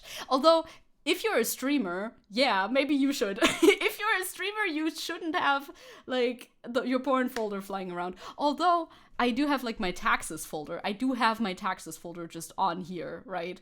But taxes are files where you don't immediately, upon opening the folder, you don't really see immediately sensitive data because they're document files. If you opened the document files, that would be bad. But like, okay, I only have one computer. What am I gonna do? I'm not gonna make a different fucking account for my taxes. That's too much work.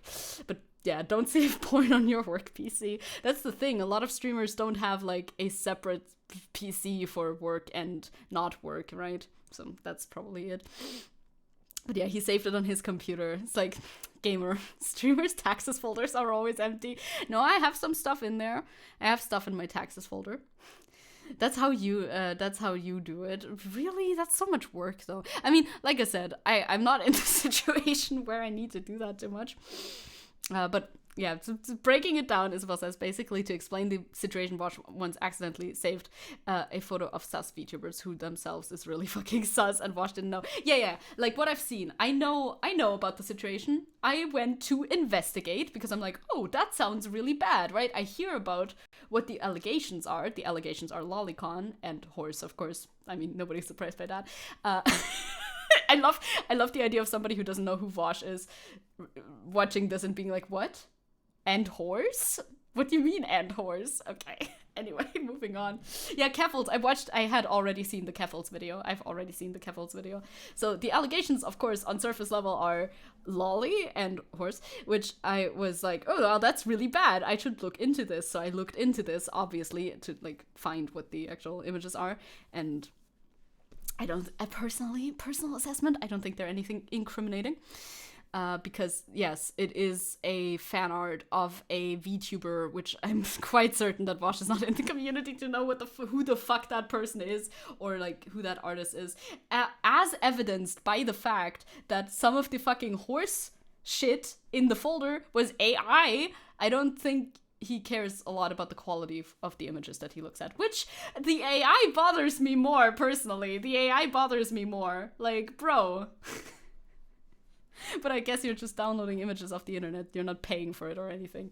So yeah, I hope that kind of explains it a little bit. Crow was saying also there's a couple of short vids that summarizes Wash's response. I can link them. Yeah, I've seen some of these as well. I've seen a couple of them as well. The literal horse is a bit sus, TBH, but not unexpected. Yeah, like that is something people know about. And that is weird. But yeah, one of those was AI. One of the horse pictures 100% was AI. And I'm like, wow, okay. Honestly, that does bother me. Me too. Like, me too. Because Vosh, as well as me, you know, we're besties, are outspoken against AI, in quotation marks, art. But then to look at it for your porn consumption, I'm sure, like I said, I would assume that he doesn't value the images that he looks at very greatly for that sort of shit. But still... If you don't like AI. Did he say that he didn't know it was AI?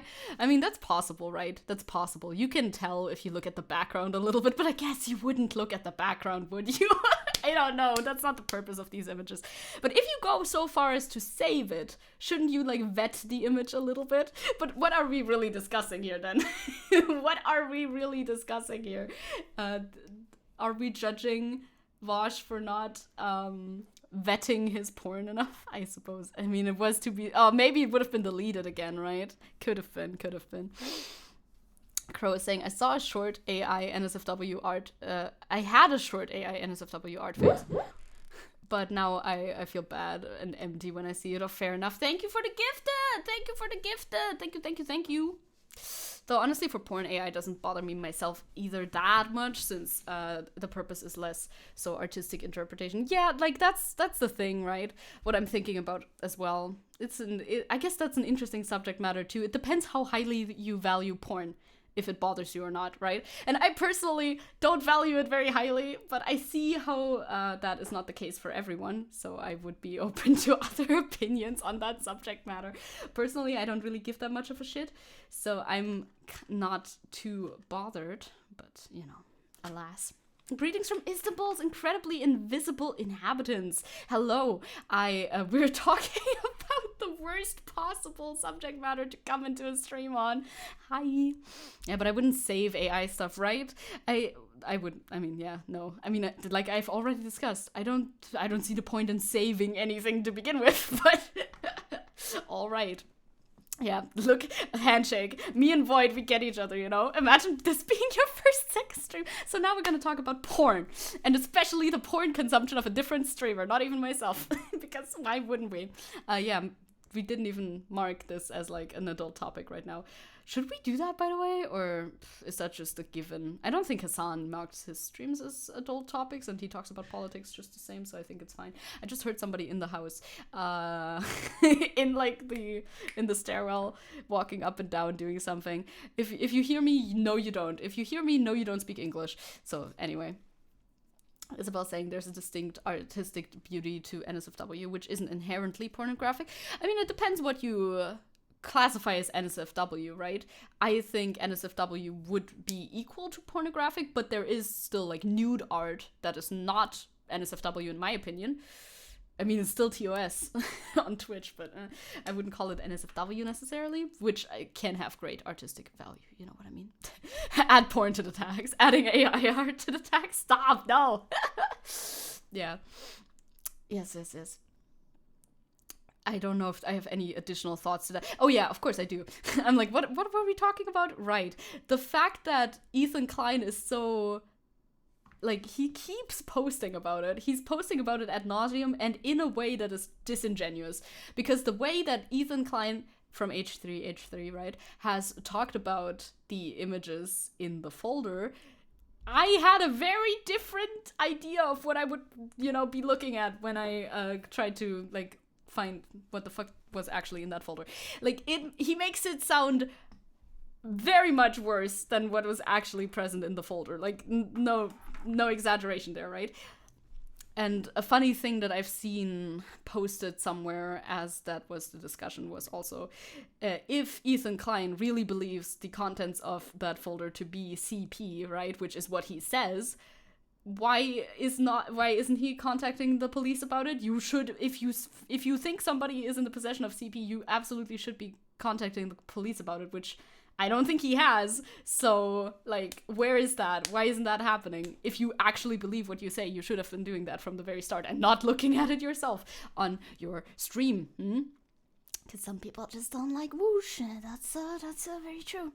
Oh, no, not Mama Max. No, not the Mama Max mention. Also, Isabel was saying Ethan is a drama snake. It feels like it. I always thought... I used to like him back in the days of frenemies. If you know, you know. I found him to be a sympathetic character on frenemies, and was a little sad that ended and everything, and thought that the reason why it ended late was mainly at fault with Trisha. Now that's a whole different drama. Honestly, that's a different drama. But yeah, I look at it differently now. Yeah, it depends, right? It depends with Lolly and CP. It depends from country to country. Like, I think in some countries, not in Japan, but in some countries it is like looked at in the exact same way. JPP is saying, on the subject of porn, the worst I've seen was live action Smurfs. Huh. Yeah, that's pretty bad. I don't know who would want to make that, but alas, Yeah, Whoosh is very hateable after all, apparently. I honestly don't see it, but okay. I don't know. Like, people have been sharing DMs. I don't know who leaked the DMs first. I think Vosh leaked the DMs himself, but I'm not so sure. Like, a DM conversation between Vosh and Ethan as well, where apparently he's supposed to come across as non-sympathetic, but I don't really see that. I don't know. I don't understand, though. Crow saying, yeah, one of the negative vids I saw about Vosh, wait, let me go up. Since that happened, went through the whole list of out-of-context Vosh clips. Of course. I mean, yeah, those are a goldmine for anybody who doesn't like him as a creator, obviously. Yeah, it's hard to make laws about lolly. We've talked about this a lot as well, right? We talk about this semi-frequently. Every time we talk about Rev, it's hard to make laws about this because it's, it's difficult to classify where that starts and where that stops, because a lot of anime characters just look young, and but some characters are very clearly children. Bring back the link I sent at the start of the stream. Oh no, I closed the window already. I closed my window. Do I have it in my history? You can't see my history, right? Oh, is it this one? I got it. It's right back. It's right back. No, I got it. I found it. Whoops. Stop. Don't show other things. Ethan's guy Dan got inspired by Asmon's editor sitting on Vosh because Vosh saw Asmon react to fucking Rev. Oh my god, it's all connected. Everything's fucking connected. Asmon, dude, getting inspired by Asmon Gold should tell you how badly it's going. That should tell you how badly it's going. Well, the main crux of the whole situation is I don't think there was anything actually too incriminating in that folder from what I have seen, from what I have found on the internet, which I will, for obvious reasons, not be sharing with you. You're just gonna have to do your own research on that or trust my word on it, which I think is fine. And Ethan just keeps talking about it. It just keeps on going, Did I just leak something as well with Handshake with Wash? No, it was just the things that I was looking up earlier. I mean, you can find them, Pino. You're an adult. You can find them. Do a little Googling. It might lead you to places. It was not too difficult. But yeah, that kind of wraps up my thoughts on the matter already, I think. Like, TLDR, I think it's a dumb idea to save porn on your work computer or in general, honestly. And I don't think that the images that are in that folder are as bad as Ethan Klein is making them out to be. He is being purposefully disingenuous, hence why also Vosh just didn't agree to make to go into a debate with Ethan, which they had talked about before, but how are you going to debate a person or talk to a person about something like that when they're constantly posting fucking pedo allegations towards you on their Instagram story? It would be kind of rough to talk to a person like that. I think I can agree with that so far. Yeah, it makes sense. It makes sense for him not to talk about it at length any further than he already has, because what else is he gonna say about it? At some point you can only say so much, right? Yeah, Keemstar. Oh god, I saw that too, actually. Fucking Keemstar, that literal rat is coming out of the cracks of the pavement that he lives in to cheer on this whole thing going down, just because I guess he doesn't like Vosh as well. Pedo jacketing a queer man, shaking my head. It's not as interesting as you think. Yeah, I've seen them and was surprised it's even drama worthy. Yeah, same, honestly. Quite honestly, same. If you know the context of the VTuber in question who was depicted in the art, then it becomes a lot more questionable, but on surface level, it's less. Yeah, I haven't heard of Keemstar in a while. Thank God, me neither, actually, but he's crawling back out. Yeah, that's very true, Isabel. Ethan calling Vosh fans pedophiles, which many of them are trans folk, is very dishonest. It's dishonest, it's disingenuous, it's just also doesn't make any sense. Also, quite honestly, doesn't make any sense. How do you jump to that conclusion? You're just saying shit at this point, but not surprised. Relatively new, so you gotta search up Keemstar. No, the Keemstar lore? That's where we lose you. Is the Keemstar lore? I thought Keemstar was pretty well known online, but fair enough.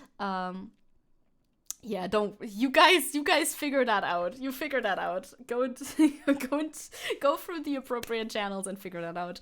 TLDR, this is drama that doesn't even need to be happening because there really isn't anything to drama about, and Ethan Klein just loses a bit more respect from me every day, which I'm sure he's very sad about because he knows me personally and he thinks that's sad.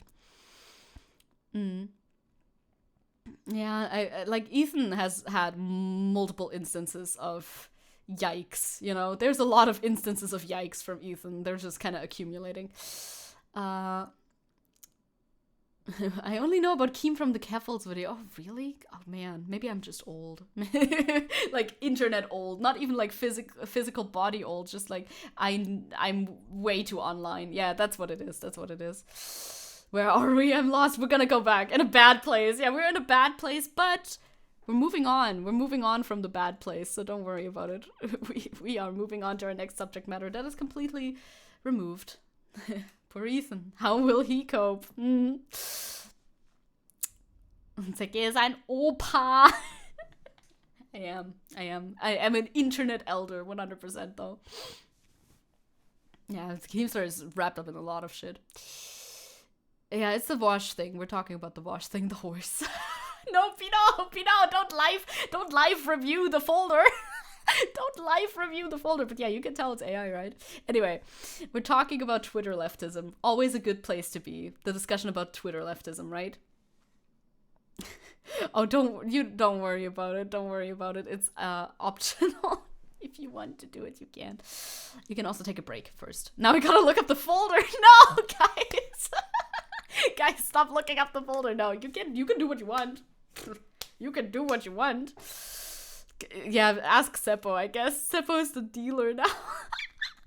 I, for obvious reasons, will neither be forwarding this information nor be sharing it on stream. Thank you very much.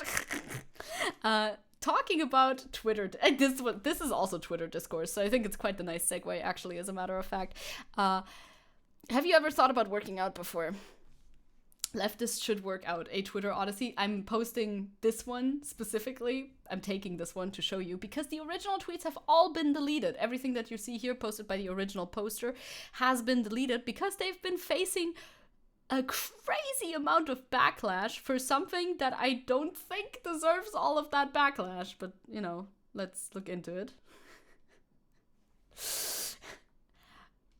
Reviewing Vosh folder like it's reading theory. Okay, you can do it in, or is it, that would be praxis, I think. It's a good question. Depends. Anyway, the tweet reads as following. If you're a leftist, you need to be working out 4 to 5 days a week and learning self-defense, along with organizing with neighborhood and in your local community for defense, food sovereignty, and community defense. That is the first tweet, right? It continues after that. Oh, wait. Actually, this... I don't want music. This tweet continues after that, too. There's no excuse not to do something to strengthen your body daily. That is the tweet that is outrageous, apparently. It's alright as well. I mean, I wanted to talk about the subject matter after all. Thank you very much for the water. This is the tweet before it was deleted, obviously, that caused a lot of outrage in the Twitter leftist space, and I don't know why. I think it's perfectly reasonable to post this on Twitter. I don't even know what to say because I feel like there's nothing to defend about it, but we're gonna get into some discourse around it. Do I have more links here or is it just in here? There's some more discourse, of course, in the replies of this. I think it's quite clear. I think it's quite clear what this tweet is meaning, which is if you are able to do so, you should probably work out. TLDR, I think that's true for everyone. Like any person that you wish the best for, that is an advice that you should give them, because if you are able to do so, if it's not to your detriment, doing something good for your body is something good for your body. There you go. I was wondering why I'm seeing a lot of leftist support eugenics tweets. Was this the cause? Yes, that is the cause. Because, of course, somehow people on Twitter took this tweet and the following tweets in this Twitter thread, I think it is a little thread, in order to infer that the OP was saying, like, being derogatory towards disabled people. To me, it is very clear that this is not targeted towards people who do not have the ability to work out. Yeah, duh. They're not talking to someone who is like chronically bedbound in this. Obviously. Yeah, today's homework for everyone's gotta be workout. Like after we look at this, I mean, no excuses. Just a little. Just a little at least. And and I say this as someone who got bashed by the fash. Pinot was saying, why did this tweet cause outrage? It's a bit extreme, yes. Yeah, the wording is a little extreme, but that's how you gotta tweet for Twitter to even care about what you say. But the general direction is not wrong, and depending on the specific environment, it can be very much necessary. I agree with that very much so. You're walking outside right now. Very good. Powerful. I'm gonna set up my DDR dance pad real quick. Let's go.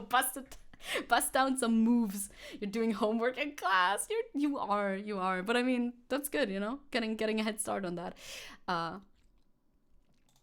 Yeah, the fact that people inferred it from this is making me a eugenics supporter no bad.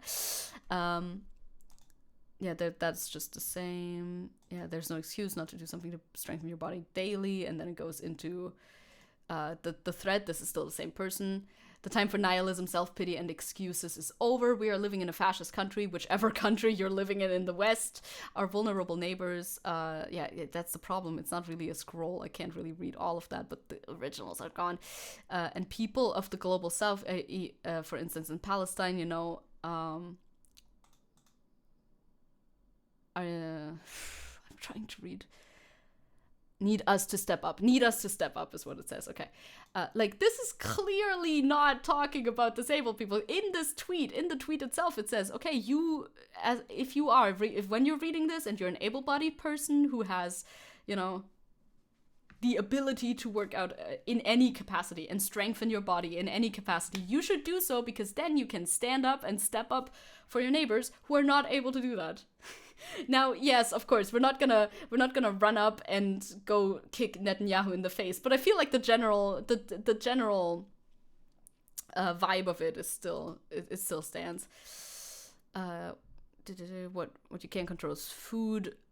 What you can control is what food, drink, smoke you put inside of your body. You can control, for the most part, how you move your body and when and to what end. Use that, focus on what you can control. I feel like this is just a self-help sort of thread directed at leftists, and like, this is not a state-sanctioned appel, right? Like, this person who is writing these tweets is not your fucking leader in any capacity. You can take this advice and use it, or you cannot. You're free to do that. Like, that's all that it is. It's all just advice, in my opinion. Yeah, still in no way eugenist, though. No, absolutely not. You're just saying, when people say we live in a blank country, it's just kind of stupid, no? In actually bad countries, you will be in jail for a tweet, so it's just strong words for attention. I think it's a valid thing to say, though. Personally, I think it's a very valid thing to say, because fascism exists on different levels, right? There's normal, like, there's our everyday chilling fascism. Chilling, hanging out, being everyday casually fascist, and then of course there's like maximum level fascism, actual, like, if you speak out a line, you're going to be ending up in prison immediately type thing. Like, it exists on a scale, right? Yeah, working out is good, and defending people from fascism is good, but the way they talk to you is just LARPing. Yeah, that's their worst crime. I think that is their worst crime. There's chud fascism, and then there's witch hunt fascism. There's many different levels to it, and we should fight it at see, that's where what's important, to recognize it at the, like, low levels, where it's just kind of beginning to become a little scary, because at that level you are much more free to still organize and fight the trend that you see happening, right? And so that it doesn't get to the more intense levels where you can't even post a tweet like that. And go find things you love to do. They don't have to be what others love to do. They can change over time. Some things I love is boxing and jogging, walking, calisthenics, you know. I think it's just a motivational tweet thread that I don't see the reason to be outraged about it. Yeah, we shouldn't let things get to goose-stepping bad. Exactly. Recognize it before it gets that bad, and already start doing something against it. Umberto echoes 14 points of fascism is a good list. I mean, we're looking at these, yes. Like, punching fascists is not gonna defeat fascism as a movement. Defending individual people is good, but don't forget that fascism is a bigger movement than just the hate crimes. Yeah, like, you're not gonna be able to squash fascism literally by being a very strong boy, but if you see two Nazis like beating up somebody in the street and you are a very strong boy, you might be able to save a person's life in that instance, perhaps, potentially. Boyd is saying, we live in a neoliberal capitalist hellhole, not a fascist one. Fascism is a very real threat, but it's not really the status quo. I feel like capitalism in and of itself is kind of fascist as well. Personally, they just keep going on about how can you do this if you have certain restrictions or disabilities. Work within those, but still move every day. They're just being lefty Jordan Peterson, giving you life advice on how to do things. You need to be strong for yourself and those around you. It's just it's a motivational tweet thread. I don't see the big deal about it.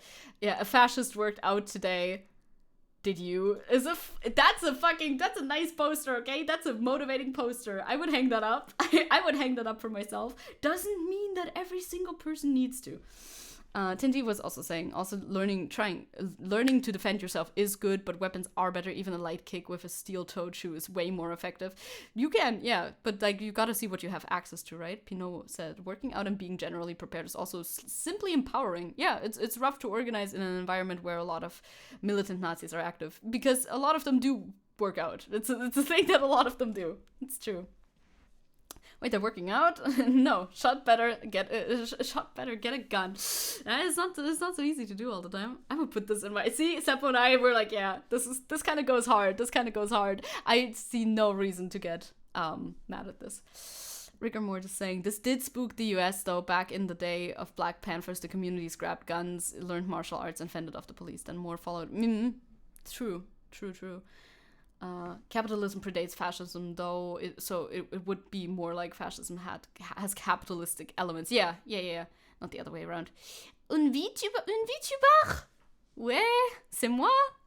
Hola, ¿cómo estás? Oh, that was not French, that was Spanish, I guess. Hola, ¿cómo estás? Está muy bien. We're looking at me busting out my 2 words of Spanish that I know. Yeah, I'm multilingual. A la mierda, no! Sabe español. Yeah, of course. I'm trying to hold back all of the bad words that I know. Because I only know bad words in Spanish. Yeah, also the escalation ladder is a very real thing. Yeah. Having bigger guns can't always solve your problems. It's true. It's a complicated issue. English is horrible. I don't even know how to say that. Don't worry. Is your German any better?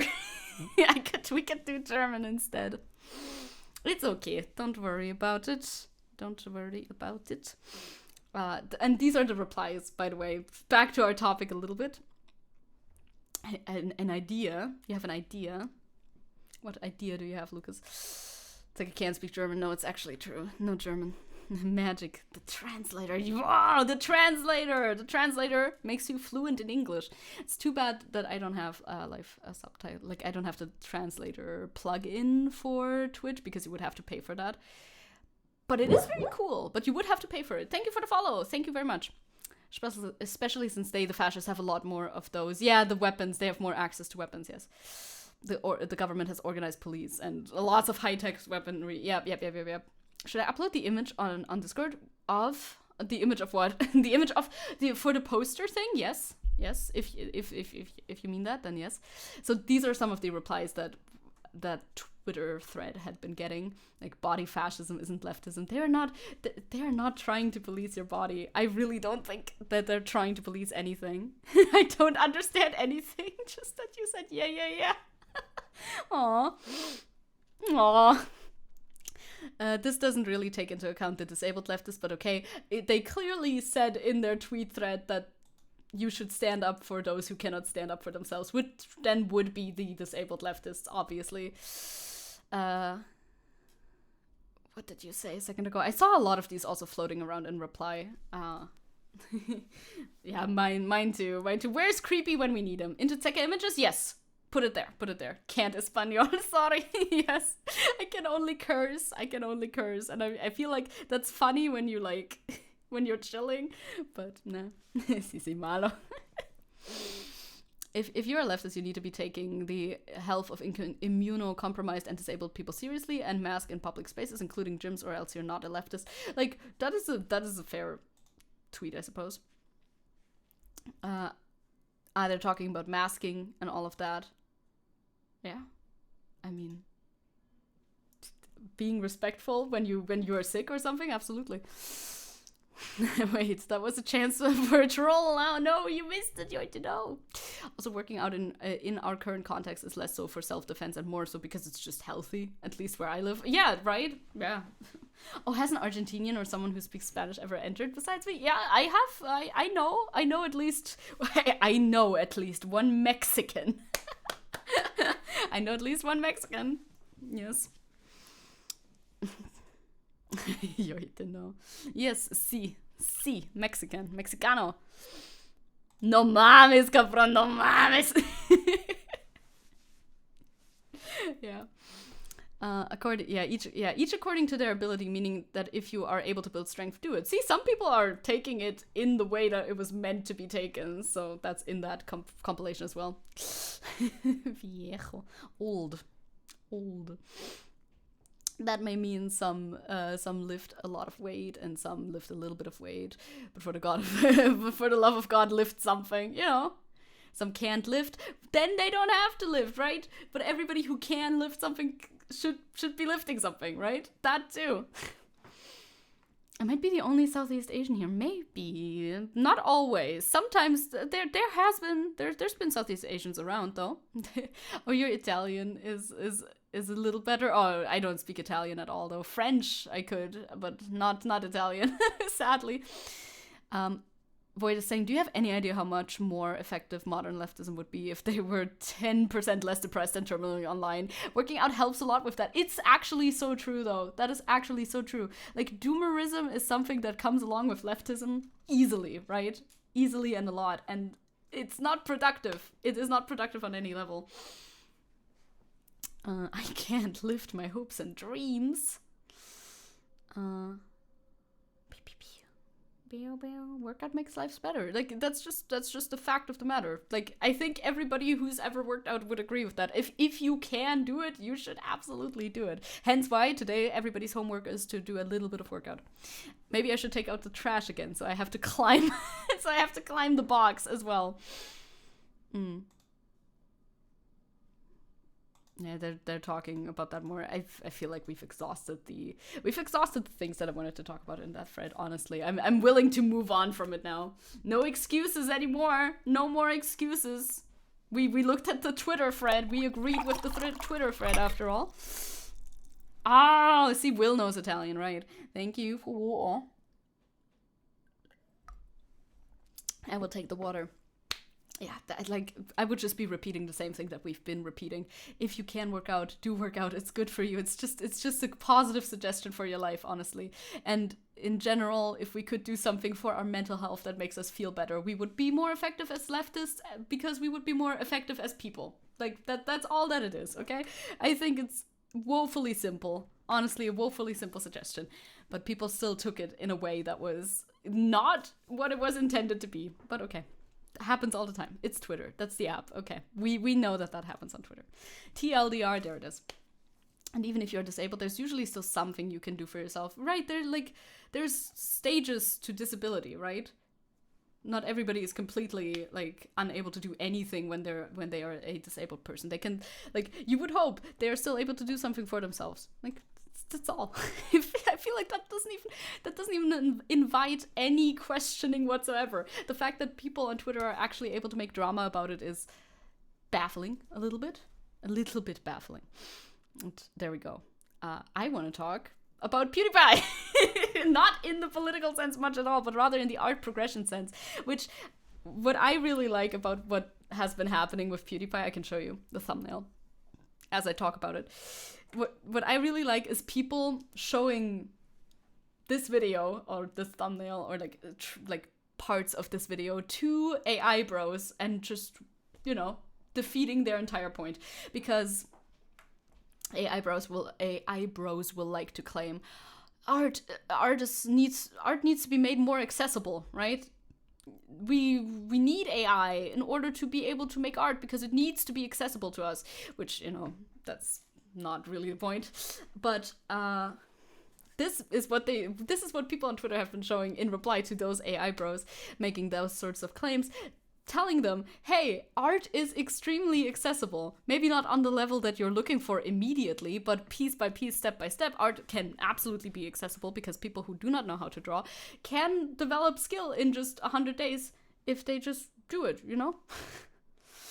Yeah, I haven't been focused on Felix Mastronas since he didn't call out the bad fans. That is absolutely valid. Like, my main concern with this video is not about PewDiePie or Felix as a person, because, you know, there's a lot to criticize there, obviously.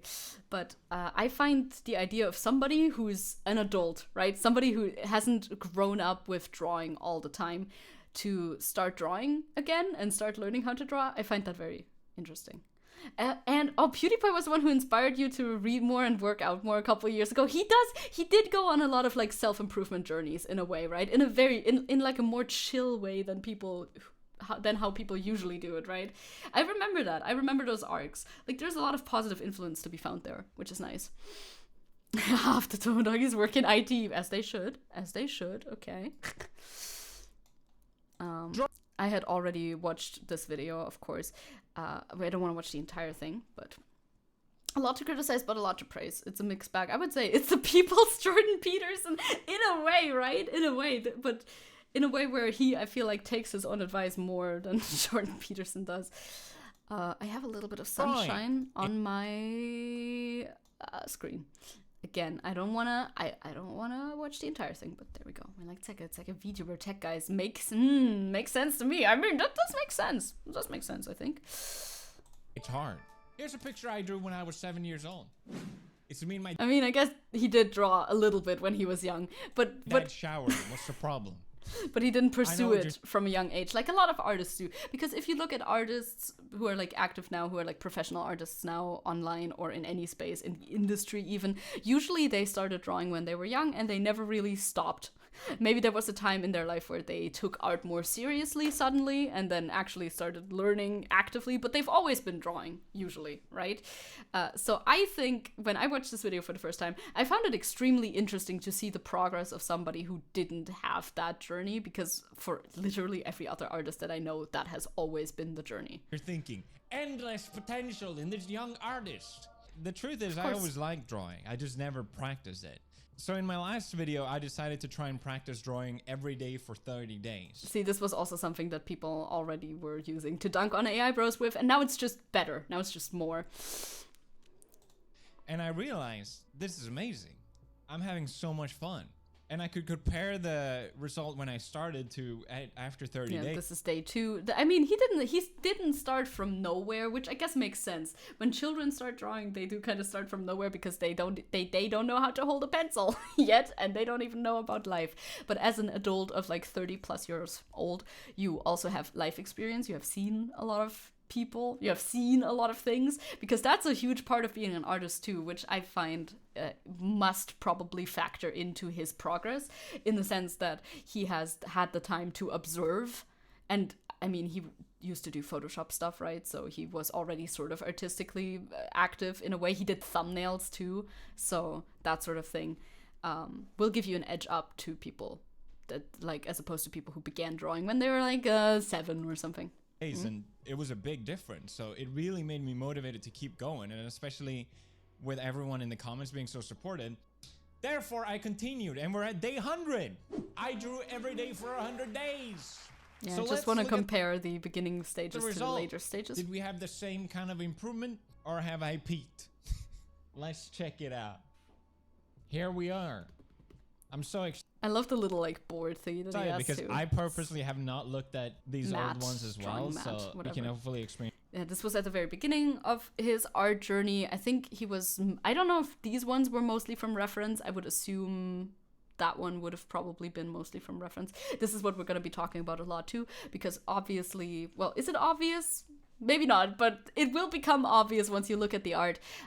He drew a lot from reference, very closely. He shows this later in the video too, how he draws from reference, just putting the reference next to together. himself. Just for reference. Yeah. This is where I started off at day 0. Putting the reference next to the art piece and drawing from reference, which is the way to practice. That is 100% the way to practice your art. And this is where we left off at day 30. I really didn't like these. I bought these markers. That is a vibe, by the way. Just drawing things and immediately not liking them. I don't have that as much anymore. You know, this is, by the way, this is commentary from an artist's POV. I don't have that as much anymore. Usually, I feel like I'm quite in it to win it now. At this point in my life, if I start a sketch, I usually finish it and I usually like the result. At least for a strong 10 minutes, then the doubt can set in. But at least for a strong 10 minutes, I'm happy with the results. So there's that. But I still get this vibe a lot. Void is saying I'm painfully bad at using reference. I really should do more studies. See, this is the artist cycle. Usually you start without references. Then when you take art a little bit more seriously, when you actually sit down to learn, you use more references. Then you get away from them again, usually, in my experience anyway. And then at some point you will return to them because professional artists will use references for most of their work, at least in some capacity. That feeling when you get good enough to see your problems, but not good enough to stop making them. Oh, that's so true. I mean, I saw this somewhere, but I didn't bookmark it. Art is not a linear progress line. I mean, nothing is, but that includes art. So you will experience like peaks and valleys in your art process. Somebody is talking in front of my door. I should just close this fucking door, you know? That would be actually huge for me. Maybe I should do that immediately. I'm not so sure. Isabel saying I should learn. You should learn the 2000s emo art style. That would be huge, actually. I think that would be great. Yeah, like it's an important stage. You gotta invite them for the stream. I don't even know if this is my direct neighbor. Like, hey, can we talk about art together? Do you do art? I do take some pride in not subscribing to a single pre-established style. That's huge. Yeah, that's huge. Like style establishes itself, right? Everybody talks about style a lot. Like, how do I find my art style? The art style will find you. Even if you think you don't have a style, you do have a style. You definitely do have a style. Especially if you've been drawing for a long time, and maybe also you draw from reference a lot. Try to just draw whatever comes to your mind first, and you will really see what your style and what your preferences are. If you just don't think about what you're drawing, you will see. You will see.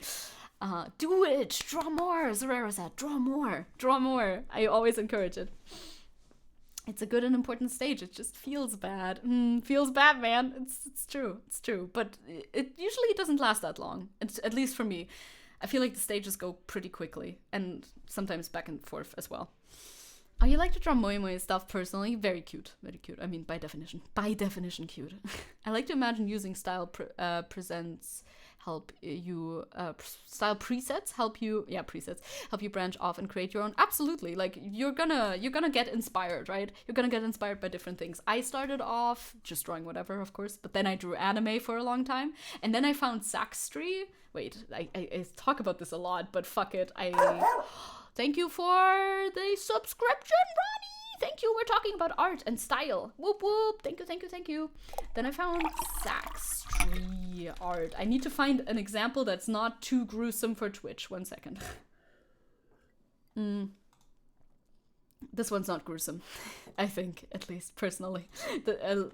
Almost trypophobia warning, but not really. Their art is usually more trypophobia than this. I found this art and I really enjoyed it quite a bunch, and then I started shifting my style a little bit in that direction, like away from anime and more into whatever this is. And that's just how it happens, right? You get inspired by different things. Thank you for the water as well, by the way. Draw again, MP, draw again. And then after that, Disco Elysium influences, Egon Schiele influences, Expressionism influences. Like, that's the beautiful thing about a human's art as opposed to AI art. AI also is influenced by things. This is something that people AI bros like to say a lot when talking, oh, but humans are influenced by things too. They take inspiration from other artists. Yeah, but with a human, this taking inspiration from other artists dates back through their entire biography. It is a part of their biography, the influences that they pick up and that they don't pick up on. AI just always has the same set of like artists, and they pick them very consciously, and they pick them very directly too, like much more directly than any human ever does when they're influenced by another artist. Like, that is a whole complete different process to begin with. But I personally think it's absolutely beautiful to see influences from like old masters or expressionism or specific movements in artists working today, because that tells you a lot about what they like and what they like to look at and what they like in history and such. Yeah, AI at this point mostly just looks the same. It really does. It really looks very similar. So he was drawing like that. Fill in. I thought it would automatically make it better, but it was just really hard. You know, I mean, lighting things is harder than just sketching them, of course. 5 days after I'd done my video, I felt like I just lost sort of what I had gained. Like, I was so mad ups and downs are being described in this video too. I felt like a fraud, like, oh, did I just trick everyone? Because I couldn't draw anymore. No, I think this is great art, personally. Still, I kept going, and I tried to draw as much as I had time to do, and slowly gained back my momentum. I draw Momo here. It's good artwork. So he goes on to explain that he just draws more and more and draws from reference more and more. Even there's there's a draw and sponsor time in there. And you can see this art style, how it's like changing and going along, etc. Isabel is saying definitely gets his inspiration from a lot of early 2010 styles as well. I can see his inspiration being from different sort of places as well. Ronnie is saying, I'm beginning to have lots of trouble distinguishing AI art from actual art, especially in the more photography-like stuff. Yeah, no, that's a real concern though. Like, especially in the realism stuff, they can be good. Like we've always said, AI art is not bad because it looks bad. AI art is bad because it's unethical and also lacks like the whole reason what makes art so beautiful, which is the process, the craft, the artistic intent, everything like coupled together with the intrinsic connection between the art and the artist. You know, all of that is stripped from AI art, no matter how good it ends up looking, right? That I don't think was that bad. I don't know. Just drawing random stuff I find online on Pinterest. Yeah, random stuff I find online on Pinterest. So like he's saying, like he has been saying the entire time, he doesn't make any like pretenses about it. He uses references a lot, and the best looking stuff here, he like got into color, and the best looking stuff is usually stuff that he referenced, is what he said about the thing itself, right? Which is why people are also being critical of him almost. I've seen on Twitter like people saying, oh, it's not real progress, it's because he's using references. But references is what we build our artistic skill on, right? Of course, he probably wouldn't be able to get something like this off of the dome immediately at this point, or something that is different than an anime girl in 3/4 view, but that is where the other like many more years of artistic experience are gonna come in. Yeah, he hasn't finished art. He's not like the king of art now, you know? Like, this is not the be all and end all of art. I don't think he's ever drawn a foot in this entire booklet, and that is fine, right? That's not a crime. You don't have to draw feet feet specifically. I don't know why that's my example, but you know what I mean. Like, it's all upper bust and not too complicated poses, etc. Like, that is skills that you can only gain through a lot of practice, and that'll take a little bit longer. It's the feet. No foot, no artist. Feet are kind of difficult to draw. That's why I thought about it. Ronnie is saying people one day will understand the difference between references and tracing. Maybe one day they will. Feet and hands. Yeah, hands are difficult too. I don't know how much hands he has in here. I could have done that better, so I really tried on this one. It's quite cute. I like it. Yeah, this one as well. It is a good illustration. Like, it's nice to look at. And I mean, if he just wants to draw cute anime girls, he doesn't have to learn all that other shit. That's the beautiful thing about art, at least if you don't want to like become an illustrator. He doesn't have to learn how to do environments if he doesn't want to. It's absolutely optional. So if he just wants to stick with drawing the little anime girls, then he can do that. Are these lollies? Everything is, Seppo, everything that's anime. Nankarek is saying you just use reference, pick up on patterns in how shadows and highlights are done, and at some point you can do them without reference. That's the whole process. Exactly. And other people are better at making stories than paintings, like Isabel, for example. Like, yeah, whatever interests you, whatever draws, whatever. Oh yeah, he's gonna talk about that. This reminds him of Shakugan no Shana, but Shakugan no Shana's art style is way different than this. I was surprised that he mentioned that one. I knew that one as well, because I too am old. Anyway, I want to get to. Oh yeah, was that the one that he drew in this one? No. I don't know where the green-haired girl... There's the green-haired girl. Everyone's talking about green-haired girl. Everyone is talking about green-haired girl all the time. Like, this is the artwork that people pull up when they talk about PewDiePie's amazing art progress. And, like, yeah, it's a good painting. It's absolutely a good painting. But I could see how, like, on one hand, applaud his progress. He did good progress. Fucking slay. I have absolutely nothing to criticize his progress for. But I do find it kind of funny when people...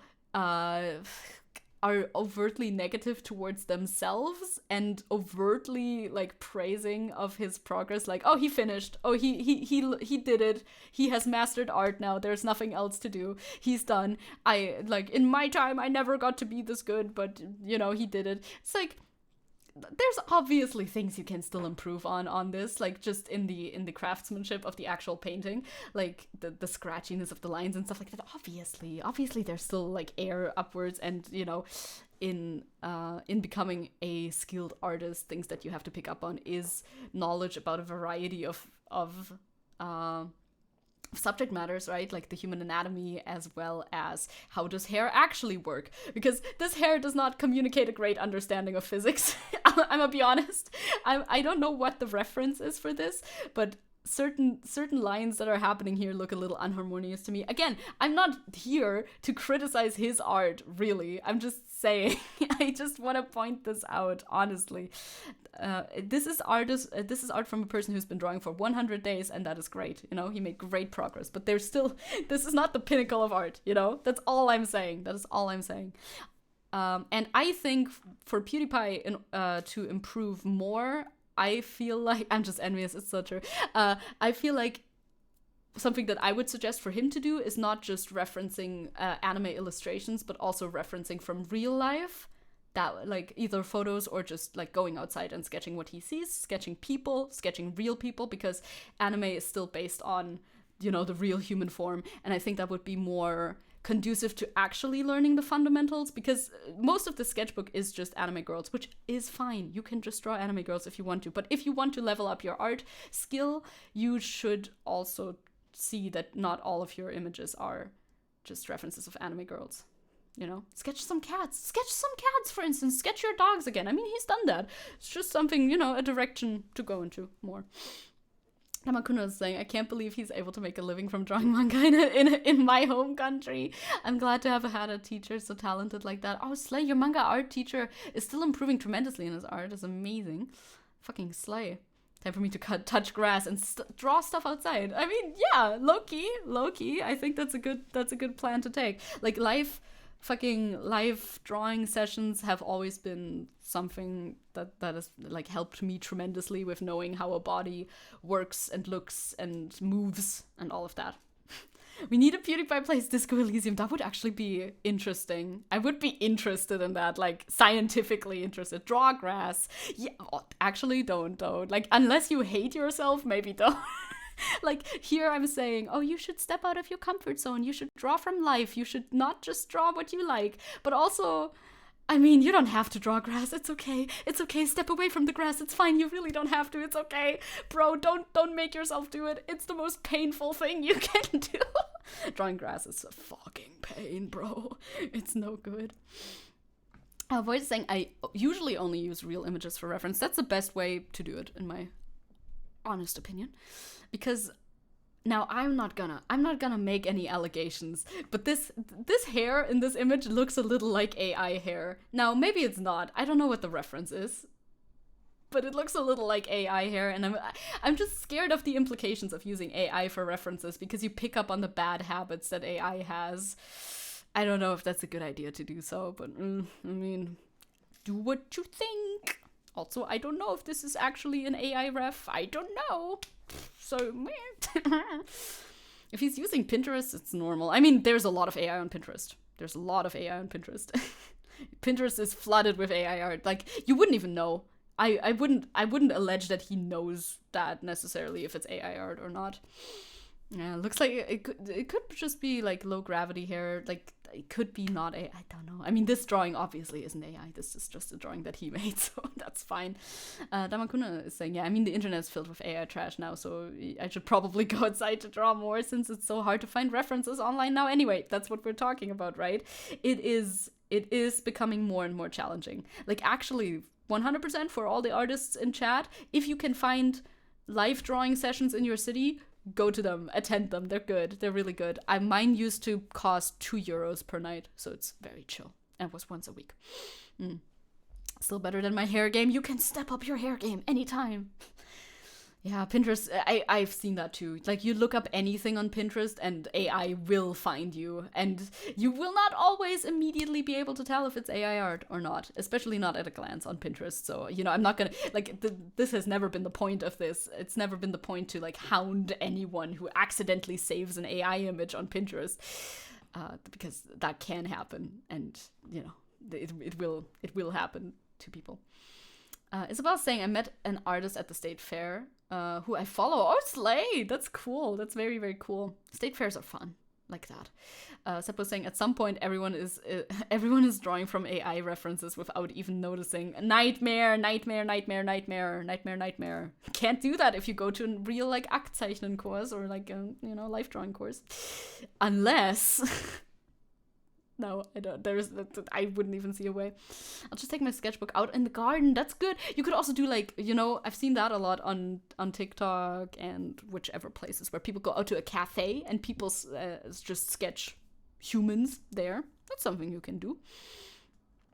Oh, yours was very expensive for your life drawing course, nude life drawing course. Damn, really? That's a bummer, but I mean, as long as you can afford it, then it's fine. No, ours was just kind of organized by local artists in the city, and they usually had, like, people volunteering, sometimes even people from the class volunteering to be the model and everything. Sometimes they got models from other connections that one artist lady had there. I don't know how it worked, but we only paid €2 per night, so it was quite chill.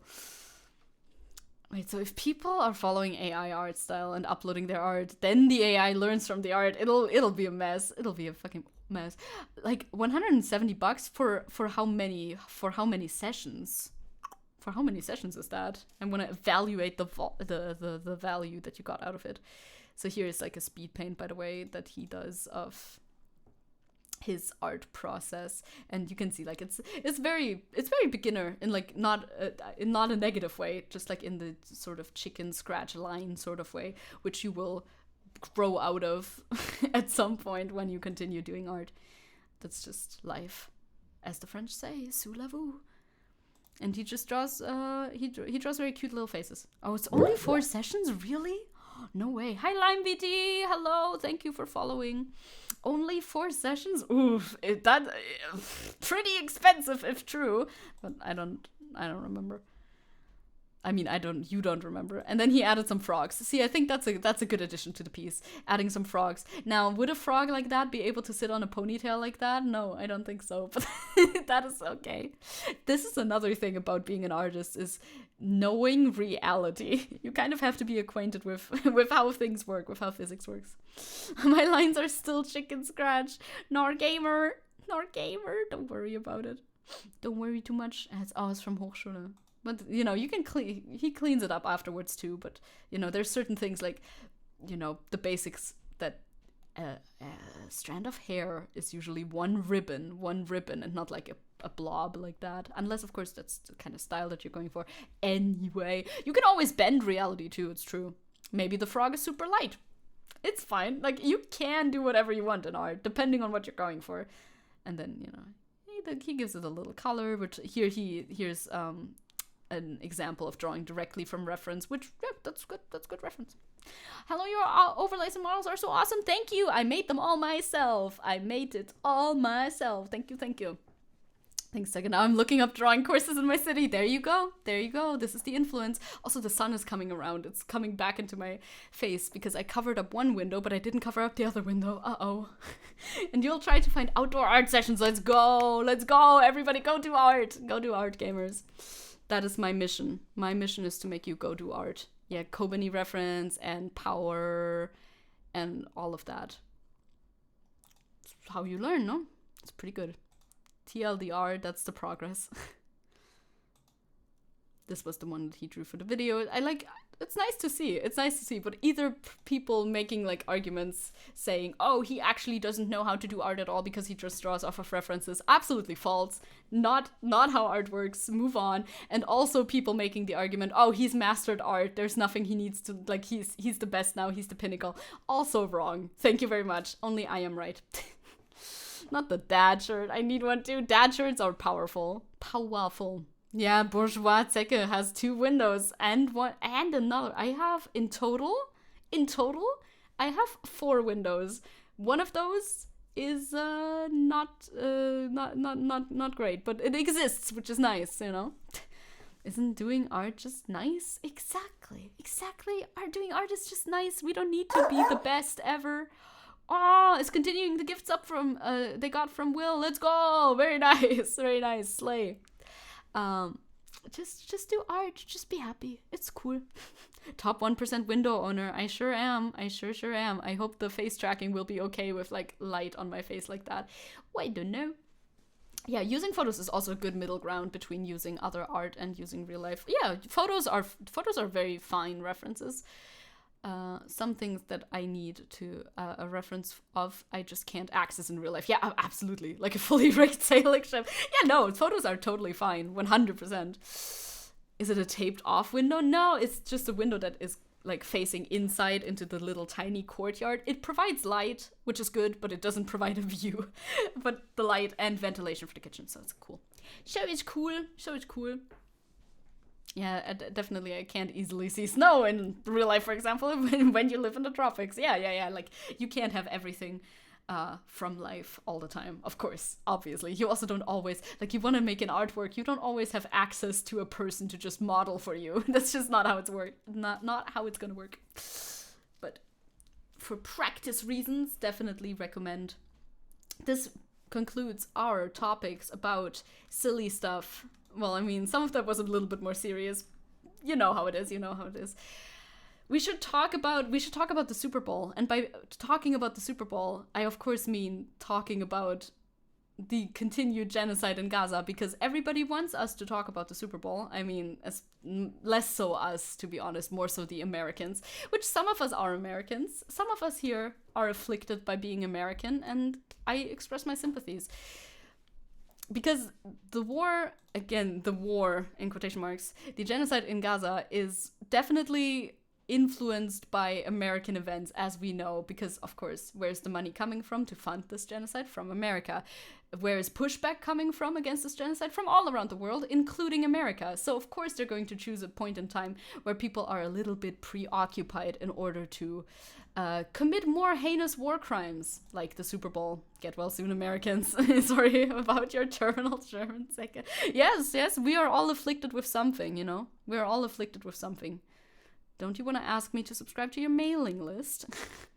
My sympathies and condolences to all Americans, as always. Salutes in chat. Now the sun is gone. That's good. Maybe. I mean, I like the sun, but for stream it's not the most useful.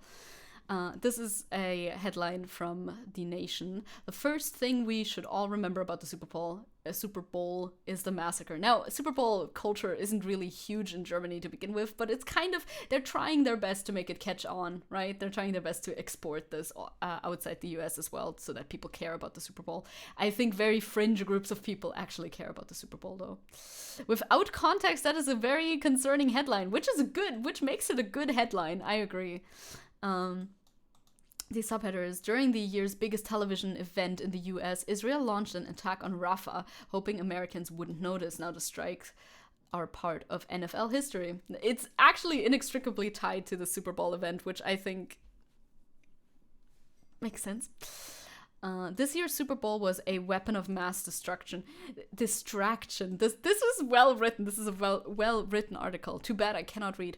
If there's any justice, future generations will remember the game not for Patrick Mahomes, Travis Kelce, or Taylor Swift, but for the U.S. funded attacks on Palestinian civilians that occurred while so many Americans were glued to their TVs and not looking at Rafah. By the way, just putting it into context before the article does so, Rafah is the city in the most southern point of the Gaza Strip, which was declared as safe by the Israeli government, saying, yeah, evacuate there. That's where you go. That's where you'll be safe. What did they bomb? The safe spot, obviously.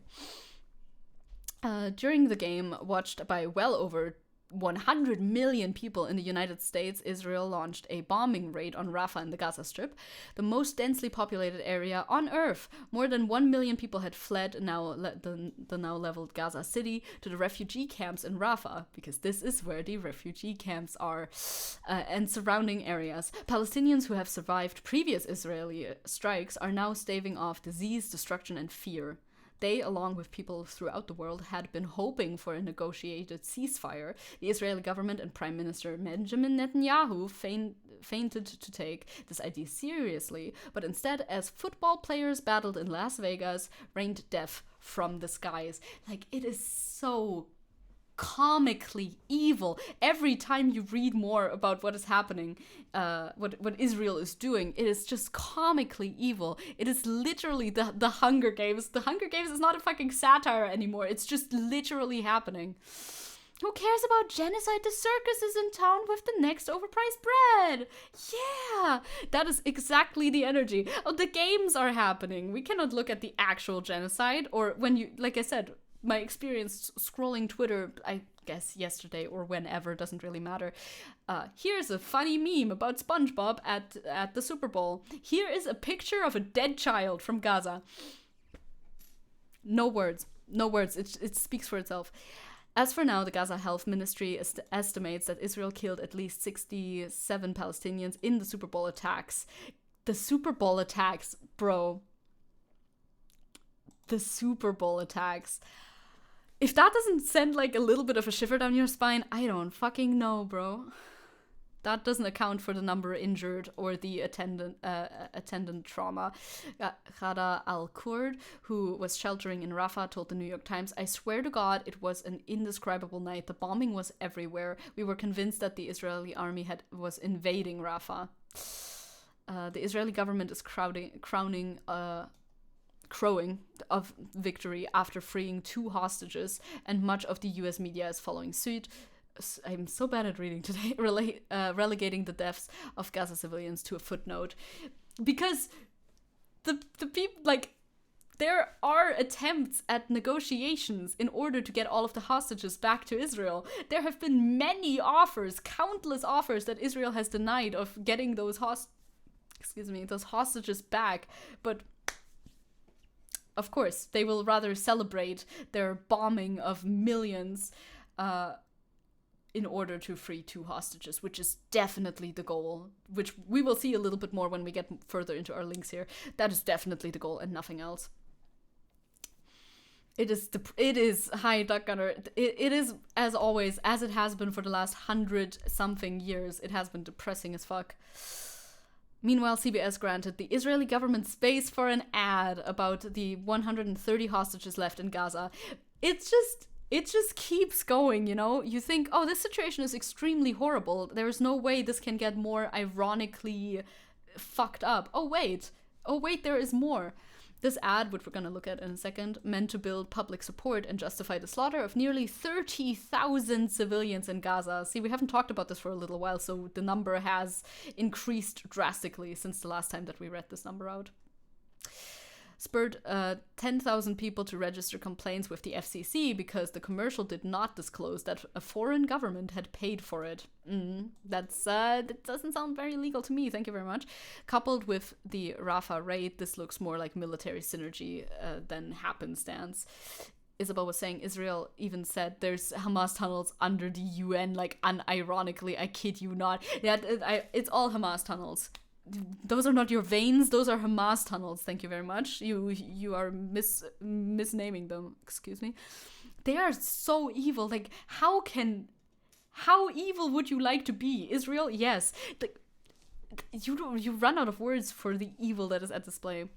The England Patriots owner Robert Kraft, or Kraft in German, also spent 7 million on an ad from the organization Foundation to Combat Anti-Semitism. It features Clarence Jones, a 93-year-old former speechwriter for Dr. Martin Luther King. Kraft and other pro-war billionaires used the memory of King so much they should be paying his family indulgences for slandering his name. Fucking roasted, bro. This article does not hold back. This is good. This is a good-ass article. Holy shit. It's not the U-Bahn, it's a Hamas tunnel. Yes, it all is. It all is. Everything is. The Hamas tunnels are under my skin. Yes, they are. You all are. Okay. I hope they don't find the Hamas tunnel in the US. They're everywhere. They're everywhere, okay? We are Hamas. Always has been. Always has been. The ad failed to mention that Kraft had given $1 million to pro-war AIPAC and donated 1 million in 2016 to Donald Trump's inauguration. Bro, how fucking hypocritical would you like to be? Also, yes, please. It's all Hamas tunnels. Always has been. Oh, those are the Mexican drug cartel tunnels. Ugh, of course. Given that Kraft says that the Nazi march in Charlottesville was his motivation to start his foundation, Charlottesville was the one with the good people on both sides, according to Trump, his hypocrisy is insidious. This is the most hypocritical fucking paragraph I've ever read about anybody. Oh my god, you're fashionably late. Cecil, hi. We're in hell. We're in hell. Yeah, like Martin Luther King was very clearly not in favor of any of the things that Kraft is supporting right now. Kraft and Israel want the same thing, a blank check to uproot Palestinians from Gaza and build settlements. One can also only imagine if a peace organization tried to buy an ad asking Israel and the United States this question, how many children will be enough? I suspect it would be denied faster than a public service announcement about concussions. 1,000,000%. There's absolutely no way in hell they would have ever aired anything that shows sympathy with Palestinians. It just wouldn't happen. Yeah, Trump really fucked us up with the nuclear accords. Like, he really, really fucked everything up. And there's a chance that he might get a second run at fucking things up more. But once again, let us not be too doomerish. It's not quite over for Biden yet. But he sure seems to be trying his best to ensure that everything is very much over for him. Hey, Ayo Kelly, hello. We're talking about Palestine. At the second, and in relation to the Super Bowl. Outside of the United States, the broad perception is that the hostages, the pain of their families, and the Hamas killings of October 7 are both a tragedy and a fig leaf to justify a total war on the civilian population of Gaza and a seizure of its land. That's how our government surely sees it. That is clear. We talked about we were just finished talking about Pewdiepie. You can see it in the VOD later if you want. It's just me basically talking about art because I really like talking about art. But the Israeli government treats global opinion outside the US as irrelevant. It knows that there is really only one patron it needs to be appeased, and that is the sponsor sending them billions of dollars in weaponry. Biden, thank you. Yeah, it's quite nice. I feel like that is really the type of video that you can just send to AI bros in order to tell them, hey, you don't need AI to make art. You can just make art, right? Void is saying, I genuinely don't get why Biden is doing this. Like, why is he that out of touch? We're gonna talk about it, right? We can interject it too, since we are already talking about it a little bit. Biden thinks this is a good thing to post when it loads. Or his media team. I mean, it's not him specifically posting this, I'm quite certain, but his media team thought it was a good idea to post that as bombs rain down on a city in Gaza. Like, there's a bro, this meme has the potential to be funny, okay? I've chuckled at Dark Brandon before, also in the context of the actual president posting about it, because, you know, okay, it was a little funny at some point, but there's a fucking time and place to post that sort of shit. You know how evil this looks. Just like we drew it up, he says, at the time where there's fucking carpet bombing happening. Jewish Voice for Peace also retweeted this. Tonight, the Israeli military carried out a devastating and deadly assault on Rafah, a safe zone where displaced Palestinians were sheltering. The attack was possible because Biden keeps sending weapons to a genocidal government. Meanwhile, he's doing this. Of course, once again, it's not him himself. That's this dementia-riddled fuck. Like, but this is his team posting it too. It's not like it's just one guy's Twitter account. I like how it was like with Trump. I'm quite certain Joe Biden doesn't tweet. I would be surprised if Joe Biden actually tweeted anything himself. Doesn't make it any better though. Doesn't make it an inch better. It makes it worse, I would say, because his whole team somehow agreed, yeah, that's a good idea to post right now, while there's a literal genocide happening that we're funding. It was directed at the Super Bowl. Oh yeah, no, 100%. Don't get the wrong impression. They were talking about the Super Bowl, but think outside yourself for a second, okay? He would be more of a Facebook guy. I mean, with the age range and everything, I think so too. Oh Jesus, my screen went black for a bit and I was so confused. I thought it broke everyone, but I fixed it. God, broke everything. No, you fixed it. Good. How do you even satirize this? It's satirical in and of itself. Like, the fucking Onion headlines, the headlines from The Onion, which is supposed to be a satirical outlet, are more accurate than the headlines from actual news sources. How do you even talk about this anymore?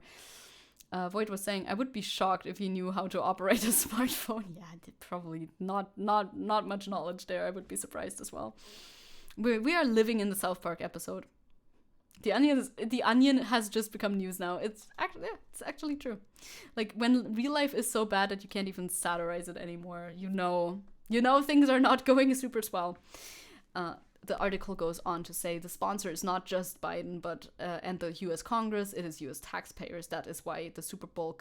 This is why the Super Bowl cover for this latest atrocity was so important. Israeli government officials know that U.S. dissent is an obstacle to achieving their fantasy of controlling the land from the river to the sea. I like this subversion of the quote. They do. They know that American citizens are largely in favor of the Palestinian cause, and that's why they wait for moments where they can be distracted in order to commit their worst crimes. Little do they know that people are able to refocus themselves on other things as well. Surprise, this can happen. Also, cheers, thank you. Yes, go stalk your school friends. Go find out what they're doing. I don't think most of my school friends use Facebook. Yeah, Biden has always supported Israel ever since in his career, even saying, were there not an Israel, the United States of America would have to invent an Israel. Like, that's what they do. I mean, that's what Germany does, even like at the same level, right? Because they conflate the idea of Israel with being supportive of Jewish people and the Jewish faith, which, you know, it isn't an equivalency. It's not just that is not what you think it is, my friend. We don't know if the White House gave the go-ahead for what has now been dubbed the Super Bowl massacre, but if you launch an attack during the biggest TV event of the year, blunting an emergency response by US demonstrators and hoping that everyone will be too hungover, drunk on commercialism and gambling apps to give a damn, it doesn't take a poli-sci major to see how Biden benefits. Clearly, evidently. I wonder if Rishi Sunak and Joe Biden would be friends. Probably. I could see it. God, the recent Rishi Sunak news were so depressing too. Literally, like, oh God, yeah, now I'm remembering things that I didn't put on the docket as well. Rishi Sunak laughing at the deaths of trans people, you know, casual activity in fucking Turf Island, I guess. Did you know Macron recently decriminalized rape? You know, things are just fucking going. Things are just fucking going. I got like obviously my French friend sent me an article about that in French. Ricci is very bad. Macron is very bad. You know, just the usual. Happening in our progressive society. Why wouldn't it? This writer went so hard. I love this writer. Fucking Dave Zirin? Slay. Yeah, Snail King did what? I don't even know what the purpose of that is, right? Like, if you want to be a progressive nation, you want to be a Western nation, what drives you to make such a decision? I don't know, I'm just baffled at this point. Maybe we can look into that more later as well, and by later I mean not today. Last paragraph of this article says, the Super Bowl has been used as a driver for war in the past, most famously when Whitney Houston sang the national anthem in 1991 as warplanes flew overhead in the lead up to the Operation Desert Storm, and when U2 and Bono fanned flames over of post 9/11 America in 2020. In 2000, I always want to say 20 when I see the two. In 2002. Now we have the Super Bowl massacre, which was designed to make us not notice the war crimes that American taxpayers are funding. The attacks on Rafah should become a bigger part of football history than reaction shots of Taylor Swift, Usher's roller skates, or even Patrick Mahomes' late game heroics, whatever. Whether a football fan or not, we have to do more than never forget. We must say never again. Habla, fucking the good. This is such a well-written article. Fucking speak. Isabel was saying, can you see bombs raining on innocents, snuffing out light? Yes, that's America, baby. That is how America is interacting with the world as of present. Is fucking depressing, you know. I don't understand why America have so much money for wars, but not for their own people. This is a good question, right? What? Free school lunches? How dare they? We don't have money for that. Oh, a war? Supporting the genocide of the Palestinian people? Don't mind if I do. It's not looking so great. In better news that I can interject really quickly in order to give us a little bit of hope, you know, the mass demonstrations against the AfD in Germany have still been going on. I still see a lot of people talking about that, and their support has dropped a bit, at least, from that. So that's nice. That's good, generally. Has it dropped enough? No, but at least it's dropped a bit from what I've seen so far. So, you know, do we want to look? Of course we want to look. We want to take a look at the actual Super Bowl ad. The Super Bowl ad Israel aired as they were dropping bombs on Rafah. It's 30 seconds long.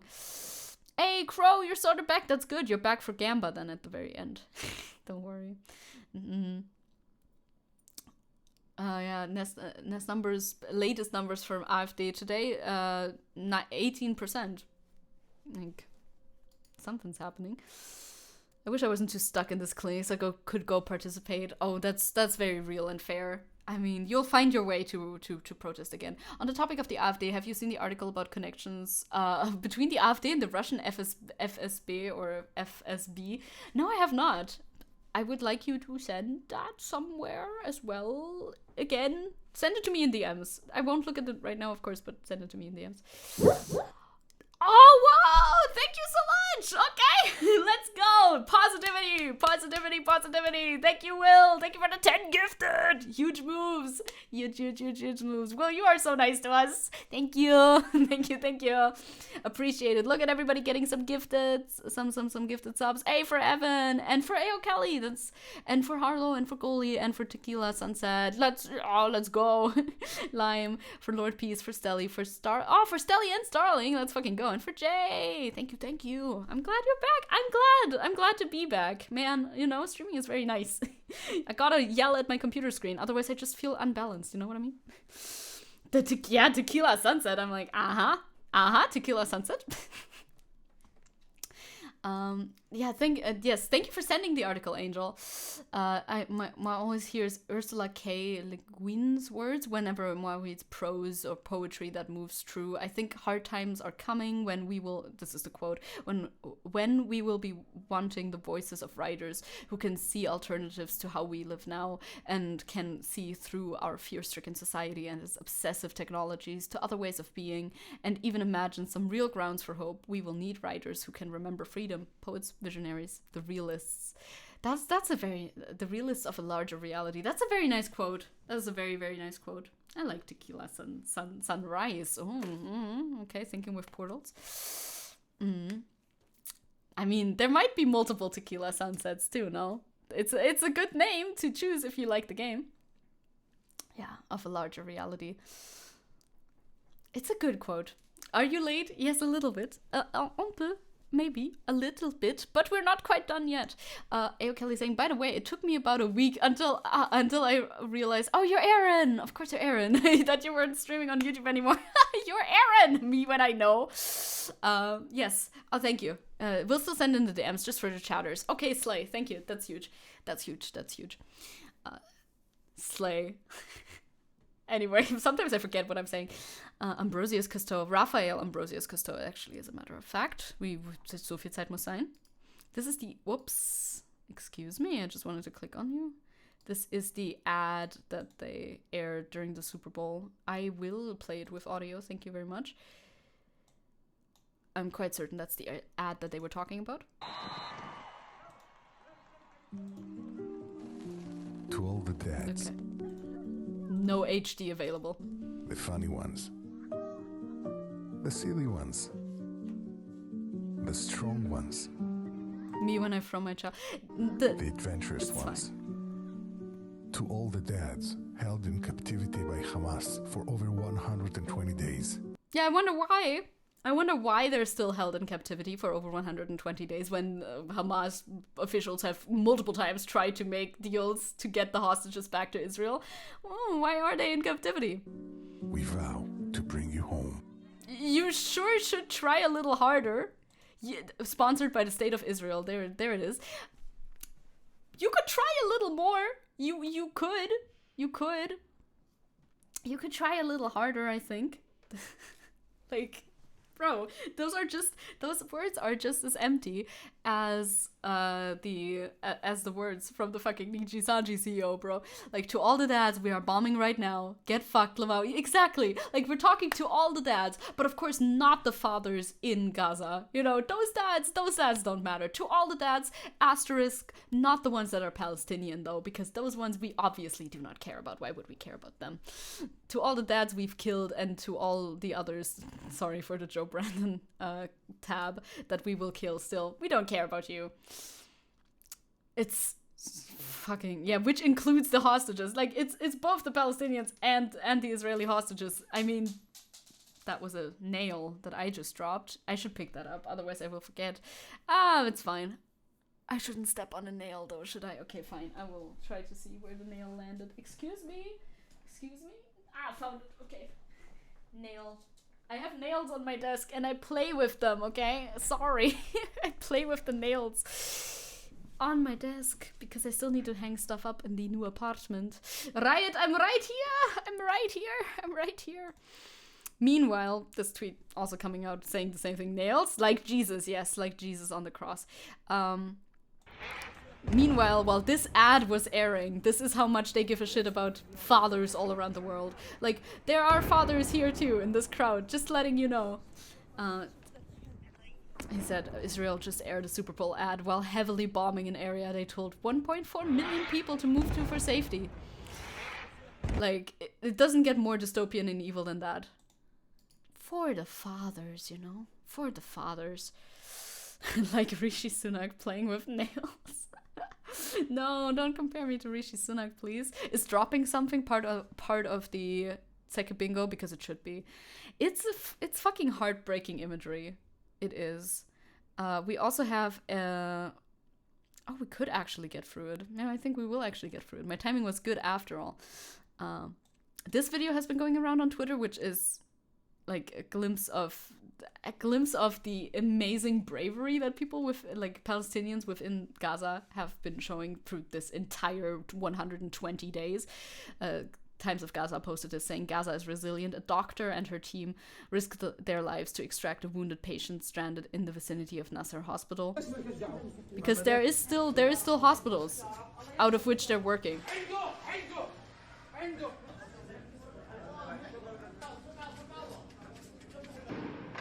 And you can hear in the background, their shots are fired, bombs are fired. I don't know if this is gonna be too gruesome for Twitch for a second. Wait a second. No, it's fine. But you know, TLDR, they get the person in there in order to be able to treat them. Like, this is what the people of Gaza have to do in order to try and save themselves while fucking Israel sits in their comfy little like iron tower and dropping bombs on them, you know? Is I don't know. I don't have words for it anymore, right? We've run out of words plenty of streams ago.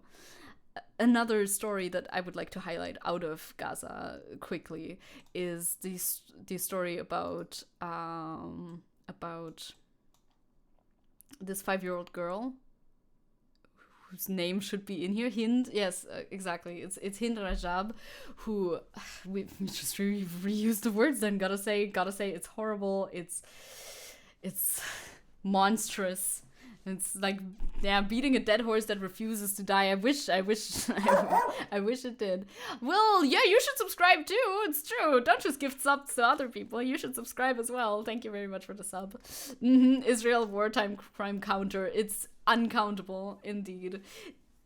Oh yeah, you had it spelled a little bit. You had it spelled a little bit different. That's how it was. I'll just glance over this quickly. You know, the story of her. She was missing for a while. 5-year-old Palestinian girl who was trapped in a car with her dead relatives after it came under fire, under Israeli fire in Gaza last month, has been found dead. That was where she was. There was a call made from her to emergency services trying to call for help, but obviously, yeah, okay, the cousin actually made the call. Obviously, nobody came, and in the end, you know, she was missing for a while. People still held out hope, wishing that maybe she survived, but no, it didn't happen. And we're gonna get to that. Found dead instead of killed is where it's present right here. These are the remains of the PRCS ambulances sent to rescue Hind Rajab 12 days ago. The ambulance was bombed by the Israeli occupation, resulting in the deaths of the crew, Yusuf al-Zaino and Ahmed al-Maroun as well. There's nothing left. Bombing ambulances. Oh wait, that is a war crime again. I guess we still do not care about that. We still do not care about the fact that Israel is just committing war crimes as casually as ever. This is a juxtaposition between how the BBC reports about a baby in Ukraine being killed versus children in Gaza being killed. Hind Rajab, 6 years old, found dead in Gaza days after phone calls for help. Again, notice the phrasing, found dead versus baby killed in Russian strike on I think I say this one wrong, right? Kharkiv hotel. Like, yeah, Ronnie came in earlier. Yes, true. Ronnie came in earlier. Those aren't ambulances. They're Hamas sandwich suppliers. Actually, as a matter of fact, there's Hamas in them. So we need to bomb them, obviously. Like, this is not... Nobody is bringing this up in order to diminish what is happening in Ukraine. And this is rather brought up in order to point out that this is how it should be reported. We know who killed Hind Rajab. It was Israel. Israel killed her purposefully. That is the exact same thing as what has happened here. So it should be reported the same way. Like, simple as that. The only difference between a Ukrainian child and a Palestinian child dying is, well, it's their skin color. Yeah, her tragic, Duck Gunner saying her tragic story made me tear up so bad. It's nightmarish. It is, yeah, it's absolutely nightmarish. The nightmare the poor girl had to go through before being in quotation marks, found dead. It's an experience beyond imagining. Found strangely not alive anymore. No one knows how this could have happened. It could probably be Hamas's fault, though. Yeah, Hamas could must be. Like, we don't know what happened. It's not like we could tell that it was an Israeli airstrike. It could have been anything. Could have been anything. The continued dishonest reporting from the media is just infuriating. It is just infuriating. Yeah, like you could have just written it. You could have just written it like that. 6-year-old girl killed in Israeli airstrike, killed by Israel, if you want to be a little bit more exact. But you don't even have to go that far. But no, not even the bare minimum. Are we surprised? No, we are not. Yeah, and of course, have you ever heard of October 7th? Let us talk about that again. Isabel saying anything to bomb the brown kids, because apparently brown kids are seemingly worth a lot less than white ones, according to the media. Yes, snakes, cowards, swine. They're exposing their racism. It's nothing else but racism. That is just what it is, because otherwise there's nothing that distinguishes those two killed children. You know, it's not like one wasn't any different than the other in any meaningful way, besides their skin color. That is why. Also, Biden fumbling the bag. We talked about this again. To the backdrop of all of this, Biden posts his little Dark Brandon meme, and surprise, nobody thinks it's funny. People think it's in the poorest of tastes, and people are asking him to stop fucking supporting the genocide. But he won't. At least not for now. I hope the pressure continues, and I hope he does actually finally figure out, hey, I'm not gonna get reelected if I keep doing this, and my reelection is worth more than my ties to Israel. That sounds very unlikely, but I would hope so anyway. Void is saying, honestly, I don't think it's the skin color. It's just that Israel is our valued ally and Russia is the bad guys. I think it's both. I think it would be both then. Like, I think skin color plays into it. I think that is also why Israel is the valued ally, right? And why, Russia is not. Ronnie is saying he doesn't care. He's about to drop dead at any second. Might as well watch the world burn. I'd like to hope he doesn't hold that opinion. I'd like to hope he does not. Like, I'd like to think bro's aspirational enough in order to do that. So we got through the whole docket. We did, in a very timely manner too. Who would have thought, eh? So I did estimate my amounts of rambling correctly. Didn't finish it in time. It's never been about that. It's just about the end of the stream. It's not about the 3-hour mark. Never has been. Yeah, also Isabel saying, guys, you have no idea how racist America actually is. Don't let the liberal it poll fool you. Like, it's deeply rooted. It's at the root of a lot of our issues with fascism and such. Same with misogyny, right? Aaron saying, thing you haven't brought up is that there was a presidential ad for an independent candidate. So if you don't want to vote for either old guy, there you go. Yeah, that is, we're talking about his name escapes me right now. I think he was running with the Green Party now, or if he hasn't changed that. I forget his name, really, I do. But the problem with America is, like, it's such a negligible chance that a third-party candidate is actually able to be elected, right?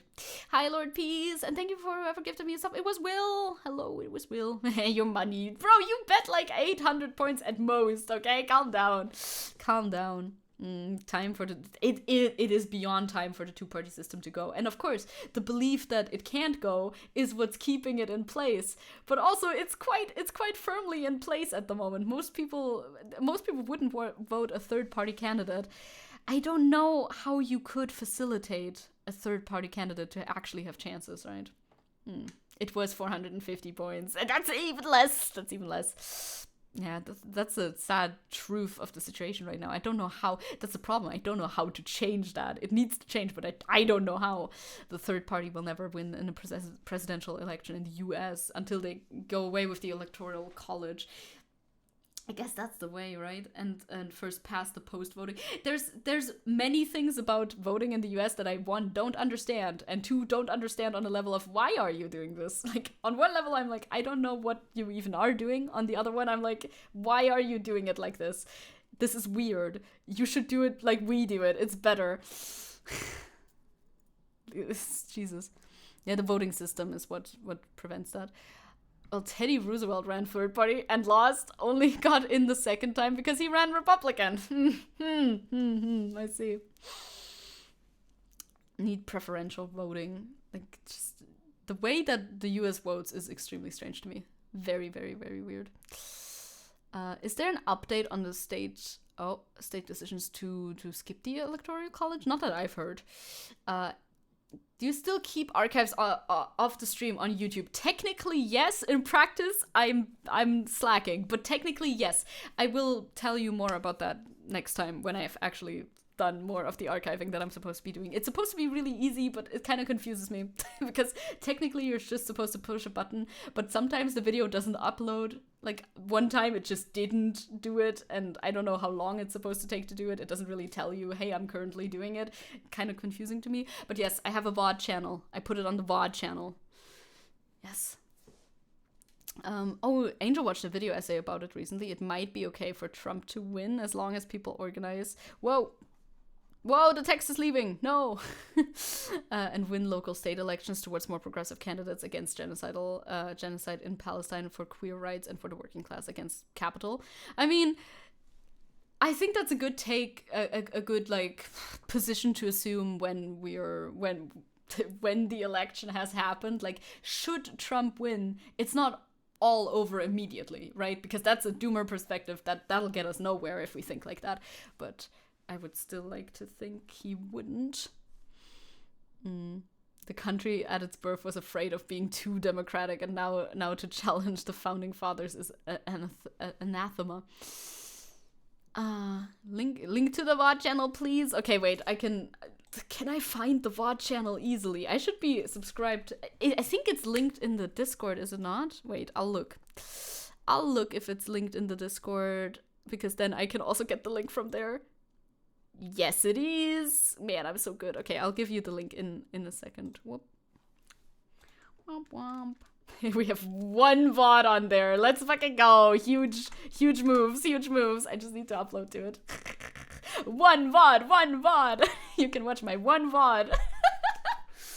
You see my comments on why the US, no, wait. We do it because states back in the 1700s felt that if they did a traditional election, the other states would have more power because they had more people. Oh, okay. So that's why the electoral college came to be so big. Yeah, but it's about all the people, no? But that's about all the people. The one VOD. The one and only. The one and only VOD. Yeah, I don't know if it's linked on my card. Also, I don't know if it's social. God, I don't keep up with my own commands enough. Let's rate Nerd That Draws. I'd say, yes, let's think about rating channels. Let's think about rating channels as well. Yeah, true. Project 2025 is also something to keep in mind. Chunky Lotus is also live. Who is Nerd That Draws? Wait, we can just... I'm being more careful. Now that, like, I don't even have anything to leak. Nerd That Draws, Twitch... I don't even have anything to leak, but I'm more careful now with showing stuff on screen. Oh my god, it's an ad. Yipsy. I want to see what you draw. Aw, cats and stuff. Rate list. We have Monica too. Chunky Lotus might be sleeping. Is a subathon. Okay, Kip Bite, Lehman Draws, Nerd That Draws, Louis Drawmin, and Stelly. So many. Yeah, I have to watch drama now. So when will you upload the current part of the Ace Attorney playlist? Yeah, I must. I have to do that next. You're right. Those are very important. Don't open your folders. I won't. But my folders are not even captured. Okay, that looks cute. That looks like a cute little stream to raid into. We're also 2 hours in. That seems fine. My horse folder that I definitely have. That I defo do have. Not the tax folder. I should just put a screenshot of my tax folder on screen. Okay, yeah, let's rate this person. I think that's a good idea. Yeah, Chunky Lotus is not sleeping though. Well, that's cool though. that is cool. Man, what do you prefer? What do you prefer? I think we could rate nerd that draws personally. I think that's cute. I also like rating people who have a little bit less viewership because this feels nice, I guess. I don't know. They have a cute model, right? That's a very adorable model. I feel Lotus, but Nerd is also good. Okay, we haven't had the chance to do either. Command ready, very good, very cool. Let's go. Audiences are hard. It's true. Oh yeah, raid message. Where is the raid message? There's the raid message. You too can use that command, by the way. You too can summon the raid message. Thank you for giving that to me. I am going to go get to the store. I'll see if I got an email about my book already or if that's only tomorrow. I think it'll be tomorrow, but who knows? Oh, I did get an email. No, I did not get an email. Okay, and I'm gonna go now. Get your evokers ready. We're storming Tartarus, baby. That's cute. Yeah, tomorrow I will be singing. We're doing karaoke for Valentine's Day tomorrow. It'll be fun. I hope nobody knocks on my door and is like, yo, shut the fuck up. That would be bad. Cool. Singing time. Let's go. I'm excited. I fucking love karaoke streams. That's such a fun brush. Look at those. Look at that brush. That's so funny. Okay, bye now. Tomorrow is Valentine's Day. Yes, it is. Yes, it is. It's the 14th. It's Vosh's birthday, too. Bye. See you.